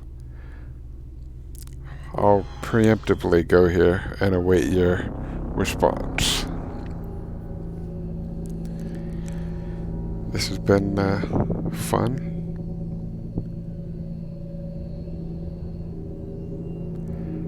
I did not really, but I wasn't that hungry.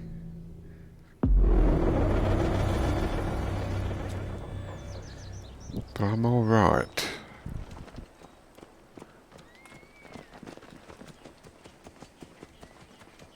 What the hell was that all about?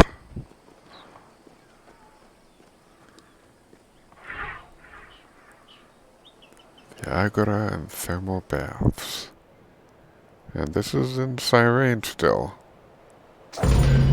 Welcome to the Agora and thermal baths.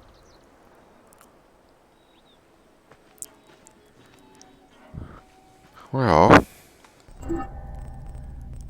if they're going to be this way about it, let's see. I'll dress up like a Roman soldier.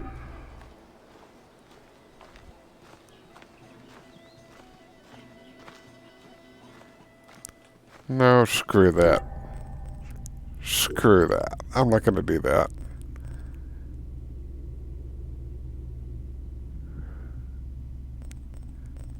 I will pick a Greek man.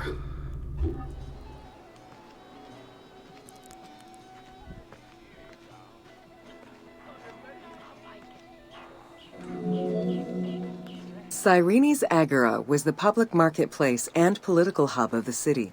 And don't worry, I'm Its fine. central courtyard was open to the sky, while market stalls and shops ran along the sides, some neatly tucked away under long-roofed colonnades. As in other Greek cities, the Agora included a central hearth, known as a Prytaneum. This place served as Cyrene's official embassy where guests were welcomed to the city. Προσφαλαγγιτώνται και ψηλών αγγέλευσμα το πάνιο φιλέλιμον εστίν. I am awestruck by all of the architecture, Ερήν δινήσεντο, σίτουγε ή οβολίων. but it is so different, the Egyptians and Greeks. Πρωτίος καλεογραμματεύ πινθανίσεντο. It's all intricate and beautiful and noteworthy. In terms of their statuary, I like the detail orientation, but I still appreciate the symmetry and the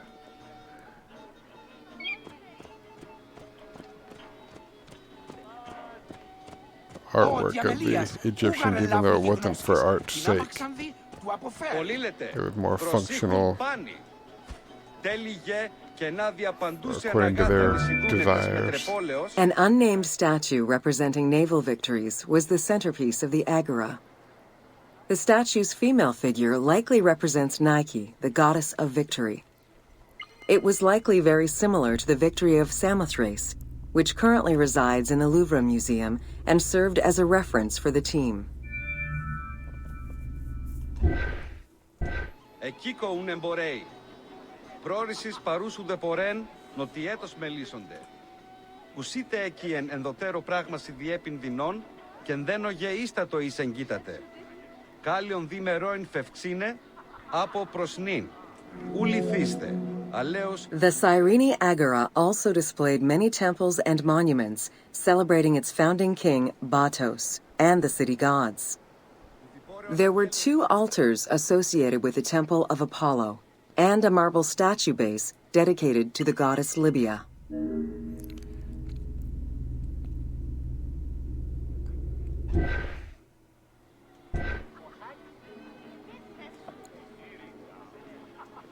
Well, I'll take a look inside here.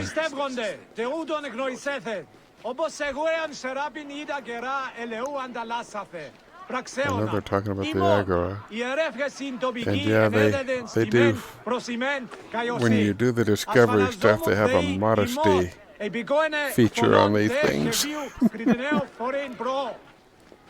How boring.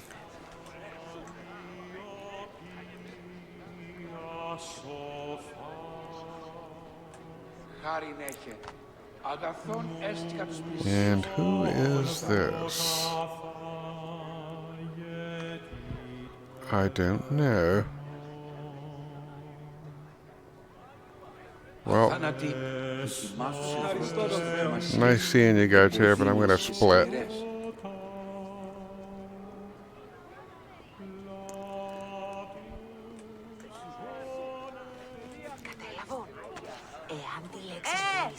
Αφού γκράσουμε οι καλός, ενσάντε εμείς.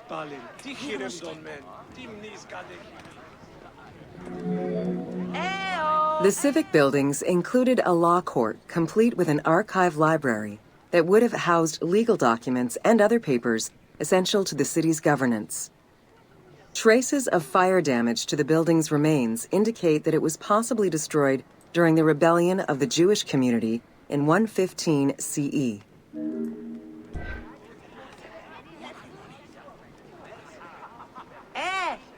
Ακούειν με καλώς δυνάστε.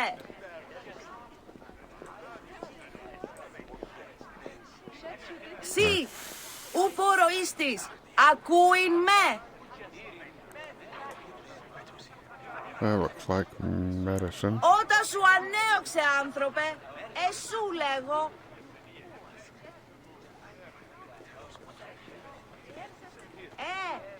Ακούειν με καλώς.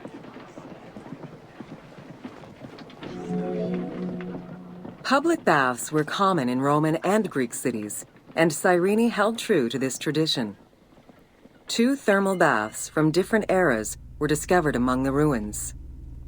An inscription at the entrance of one of the baths is presumed to be attributed to the owner.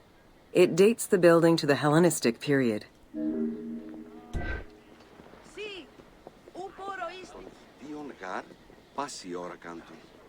Πολλάκις της νυχτός, επί τα δερνέκου τι ήενε, τε και ίνον πιώσετε μέχρι πρωίου.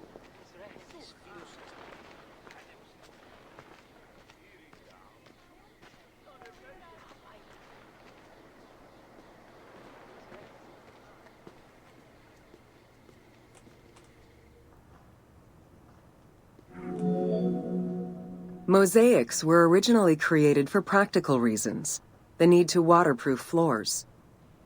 Imported by Greeks in Egypt and Cyrenaica, the designs represented either scenes from daily life, marine fauna, or mythological figures.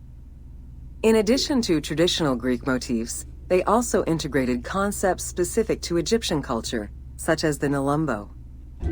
The best examples of mosaics recovered to date, however, come from Alexandria.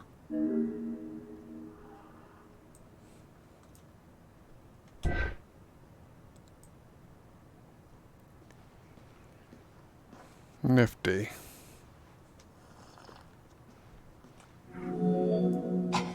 The Cyrene baths were fitted into an underground tomb dated somewhere between the 8th and 6th century BCE. Bath seats were carved directly in the rock, allowing for more comfortable ablutions. As with many of the public buildings, the thermal baths were elaborately decorated. Statues such as Aphrodite and Eros the Archer were discovered within.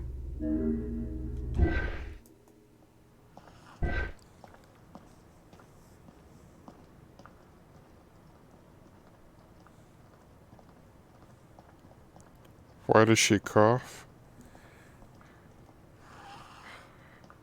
Looks like wine, or her reaction looks kind of wine-esque.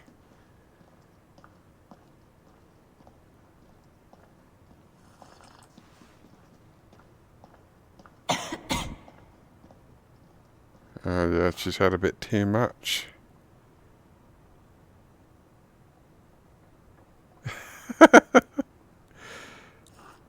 The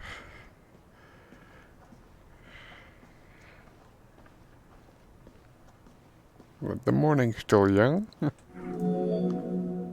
The Frigidarium, a pool of cold water, was the first room visitors entered. It was followed by the Tepidarium, or tepid water area, and then the hot water room called the Caldarium. Water for the thermal baths was sourced from a natural spring. Burning stones were deposited into the water to create steam as required. The flowing water of the spring ended in a cistern and fountain referred to as the Aqua Augusta.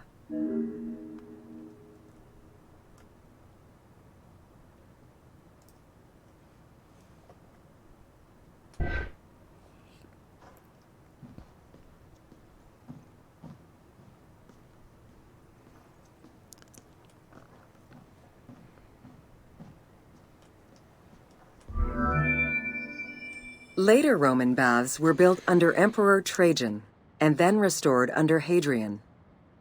After the earthquake of 365 CE, they were replaced by baths of Byzantine design, with stones from the old thermal baths used in the reconstruction. The team relied on documentation describing the baths built under Trajan in order to create the location available in the game.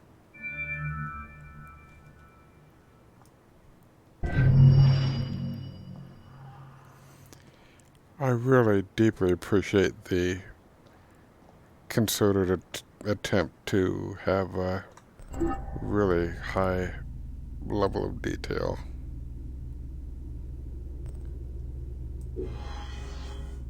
This won't take long, I don't think.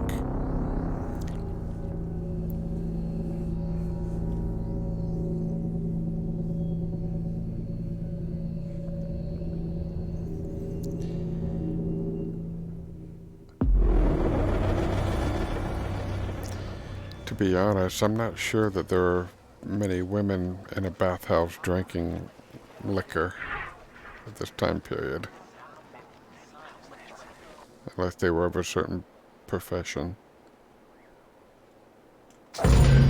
Welcome to the Temple of Zeus in Cyrene. Yeah, look at all the Egyptians all over the place. Facing east towards the rising sun stands the temple dedicated to the cult of Zeus. It was built sometime in the 5th century BCE. 70 meters long with 46 Doric-style columns, the imposing structure was the largest Greek temple erected in Africa. It was only slightly larger than the Parthenon and the Temple of Zeus in Olympia. This is before Alexander's time by a lot. This is 600 BCE. That's, you know, the Odyssey might have been 150 years old. The exterior was designed with the decorative elements common to Doric architecture. The dimensions of the columns were different, giving visitors an impression of uniqueness when viewing each facade.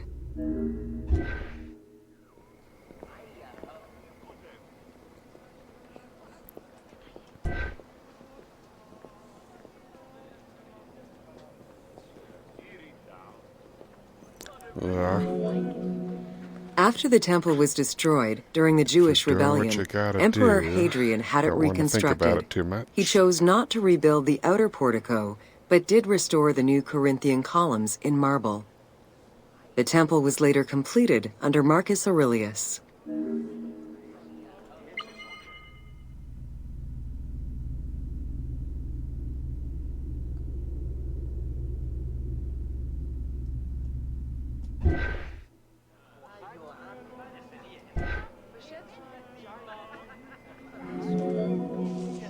In the time of Augustus, a faithful but smaller imitation of the Olympian Zeus was used to be worshipped. Hadrian then installed a new 12-meter-high statue matching the Zeus in Olympia. It was made of chiseled marble, with the head, arms, and feet carved in the round. Θεού Αθηνά, Archaeologists confirm that there was a monumental statue of Zeus in this temple, though experts remain divided on whether it was one of Zeus or one more specific to the cult of Zeus Ammon. The team elected to place a statue of Zeus Ammon in this location, knowing that Cyrene was central to the spread of this cult in the Greek Mediterranean area. I think that was a very educated assessment.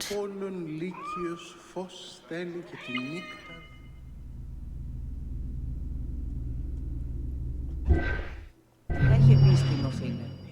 Είδα τι ποιό. Ο βίος σου θέλει βελτιωθεί. Ό,τι αγαθότης, χαίρετε τα του οίκου σου.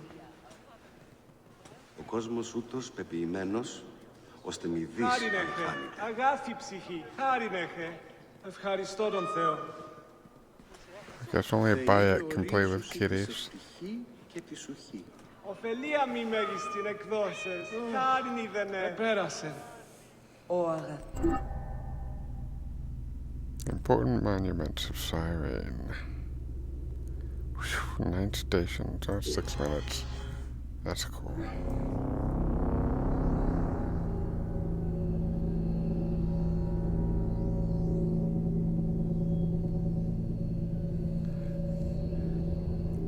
Yep, it was definitely a cult. Gods were fashioned in a way to bolster political changes. We don't do that here in this day and age in America. Εσού ελάβνην ου γιγνοσκόμην γε, κεις βέλτιστος. Moniaki.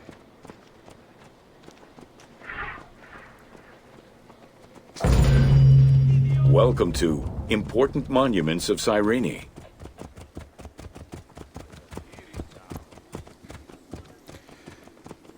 Probably going to do some butt stuff, to be honest. I don't know. I don't know. Oh, nice modesty shells. The sanctuary of Apollo sits on a prominent edge of the plateau of Cyrene, overlooking the Mediterranean Sea. It could be accessed either by the road from Apollonia, via the necropolis, or by the Sacred Way, coming from the agora of the city. Man, I would have loved to seen the way that looked, but this is a pretty good approximation, isn't it? See, you see it like this. You get the added bonus of air conditioning, shelter, the comfort of a chair. You don't have to deal with anybody's BO or sexual advances or ogling or judgmental gazing.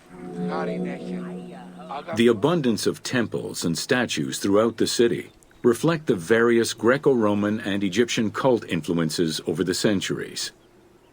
Temples dedicated to Apollo, Cyrene, and Zeus stood alongside those of Ptolemaic gods, such as Serapis and Isis.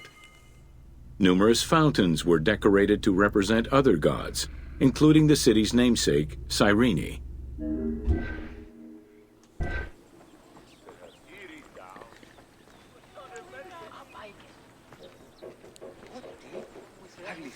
After this round, I think I will need to prepare for bed. I'm getting to where I'm fading a bit. But I've had a lovely evening doing this.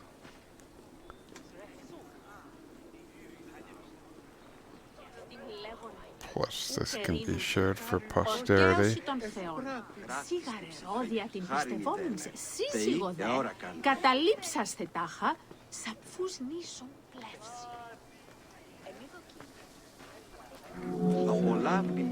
A vestibule known as a propylaeum marked its entrance and highlighted the fountain of Apollo. God of the sun and of protection, Apollo was an important deity to both Greeks and Romans. The sanctuary built in his honor was considered to be sacred.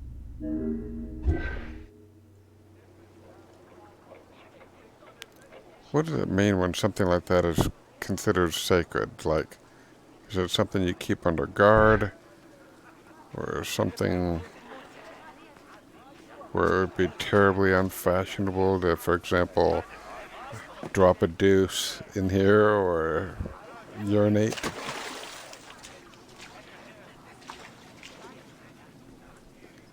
That's sacred. You don't drink that, or you don't whiz in there, or do a 3.5 in there.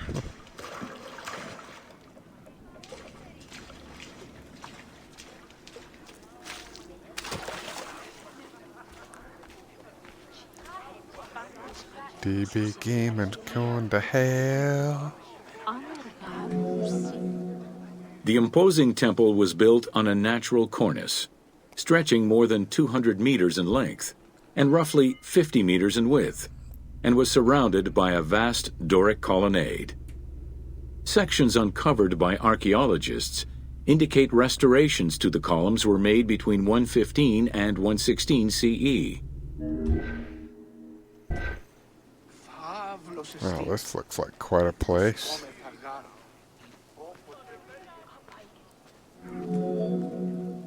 The altar was located in front of the temple. Both are estimated to be the same age, though restored at different times. Many bulls were sacrificed each year at the altar in honor of Apollo. The imprint in the stone of the ring used to strap the animals down is visible to this day. Oh, that's nice.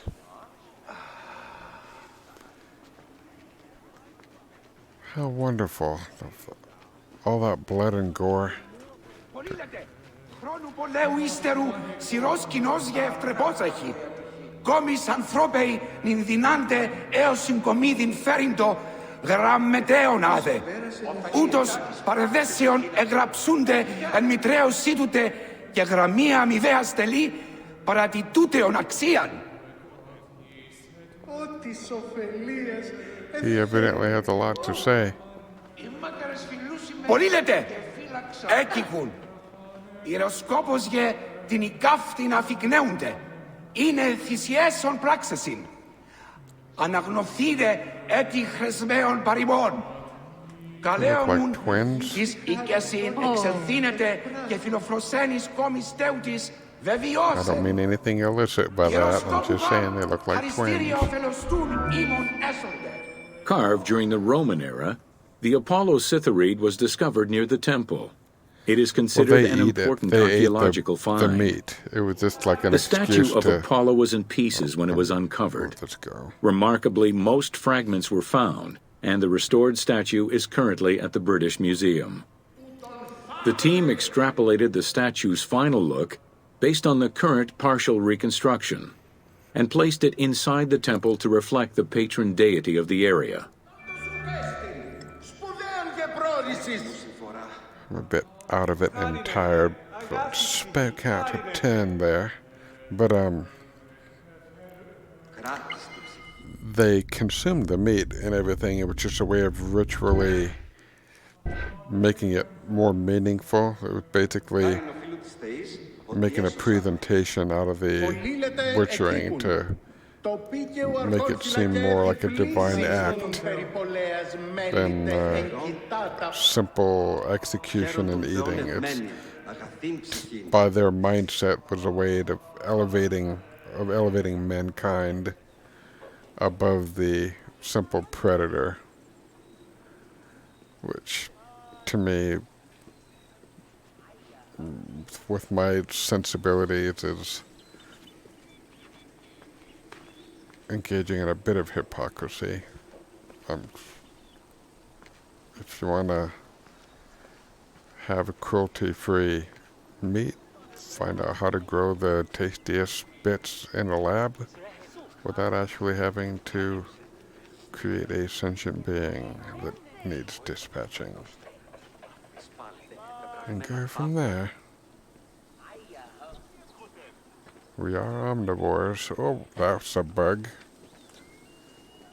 That's a bad bug.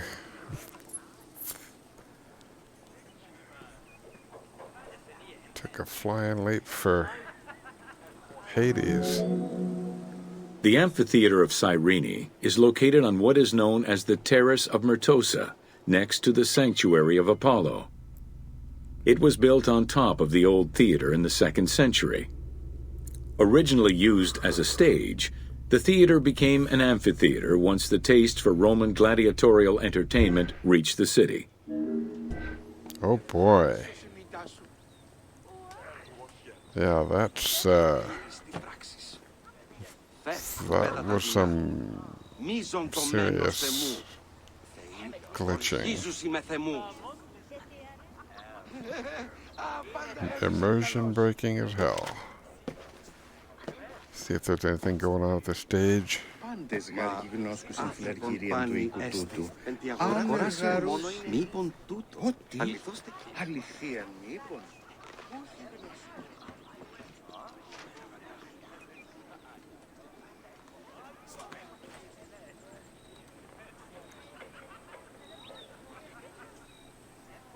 I'm guessing that's Cleopatra and Caesar or Mark Antony.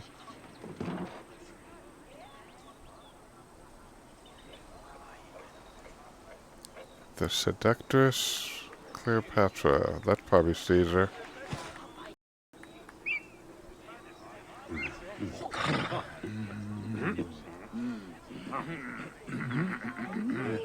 Oh well. Derp derp. So sorry.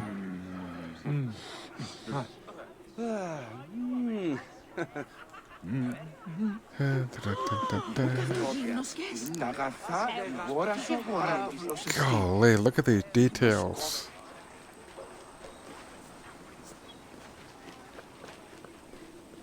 That looks kind of creepy, but it also looks... Actually, it's funny. It looks like it serves a purpose almost. No, not just decoration. Had the resolution turned down a bit to make streaming smoother.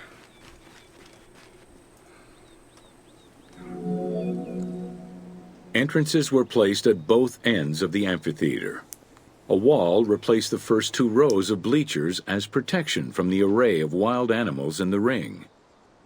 The tunnel used for the parade of beasts and gladiators circled the arena, unlike the Roman Colosseum's tunnel, which was beneath the amphitheater. The basement and corridors accommodated both the gladiators and the animals, and included lifts that raised the traps into the arena's center. Oh, gee whiz. I ran up there a little prematurely, didn't I?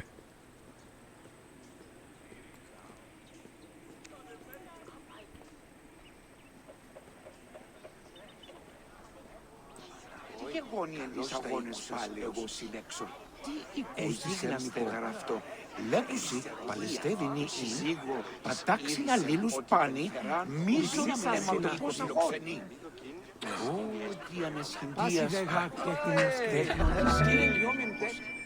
Since the original theater was close to the cliffside, the expansion didn't allow for a perfect circle.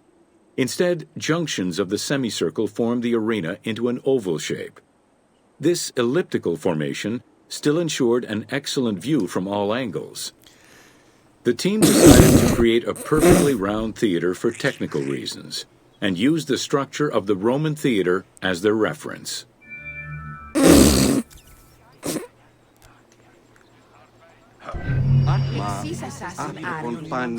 Άρχοναον οικοδομήν, τάχα νεοτάτου, διακτέμιδα θεάν. Τι βούλυνται των πολέων της Ευγνής μετά ως κυριότητα.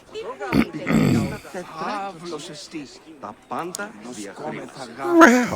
Well, let's see, where's the next place? Just to see. Only 3 stations at the Acropolis, I can go there. Only 3 stations.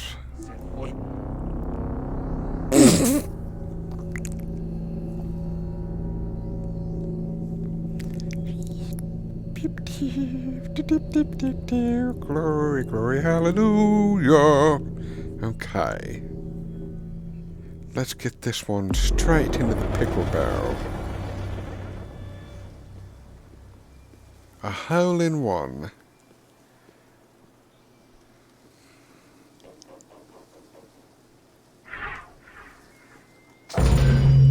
Welcome to the Acropolis of Cyrene. I'm glad to be here. For real.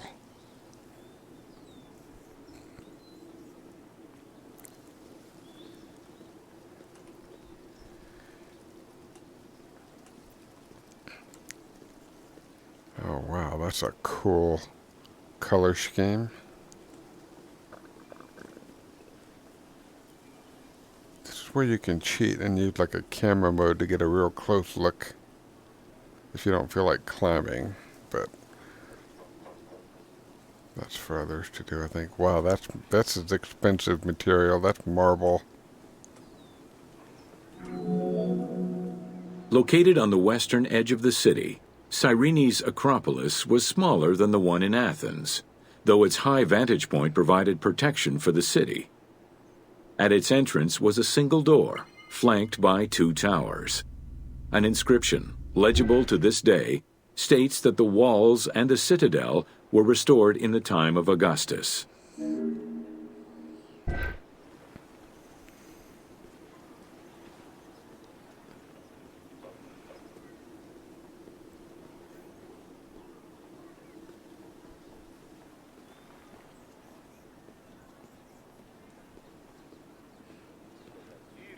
Wow.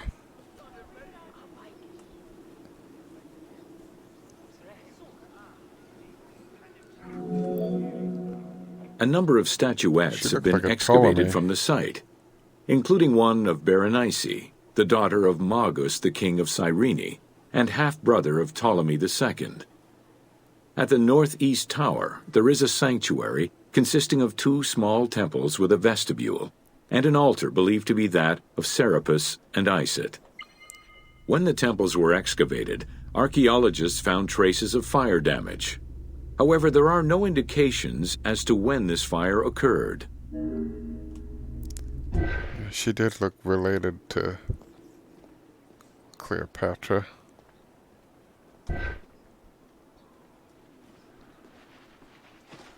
Cleopatra is a Ptolemy, just for the uninitiated. There were quite a few Ptolemies, and they started out good, but they became self-murdering, self-torturing, unbelievable horrors of... Imagine a Trump dynasty where they kill each other. And that's the Ptolemies. It's like a Game of Thrones. In the 20th century, a fortification was built above the ward to defend against an invading army. It covered the ancient remains of nearby Roman houses entirely, and archaeologists have yet to fully excavate them.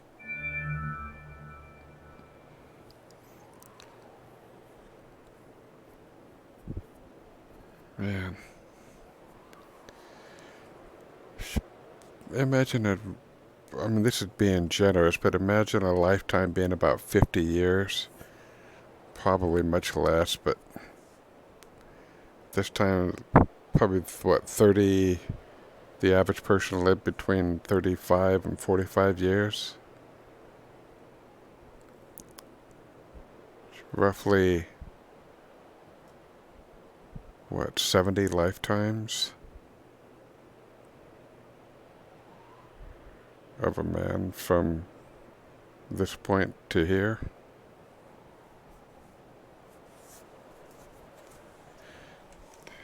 When I see it in a comparative like that, it really doesn't seem that vast to me, but I guess it's vast enough.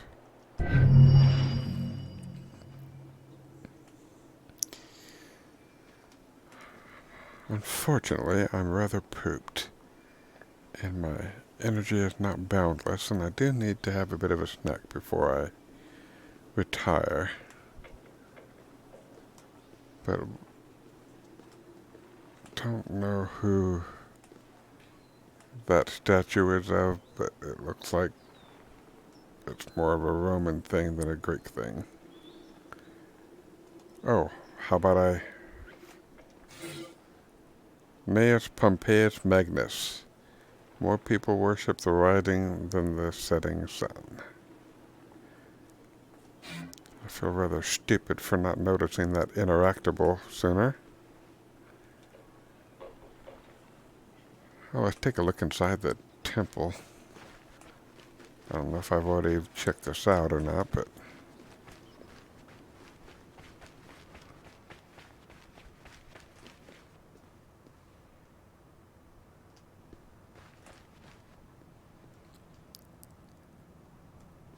I don't recognize that figure.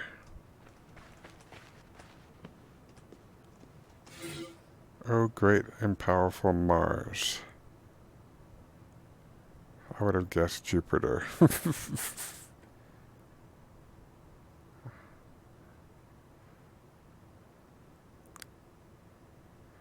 Well,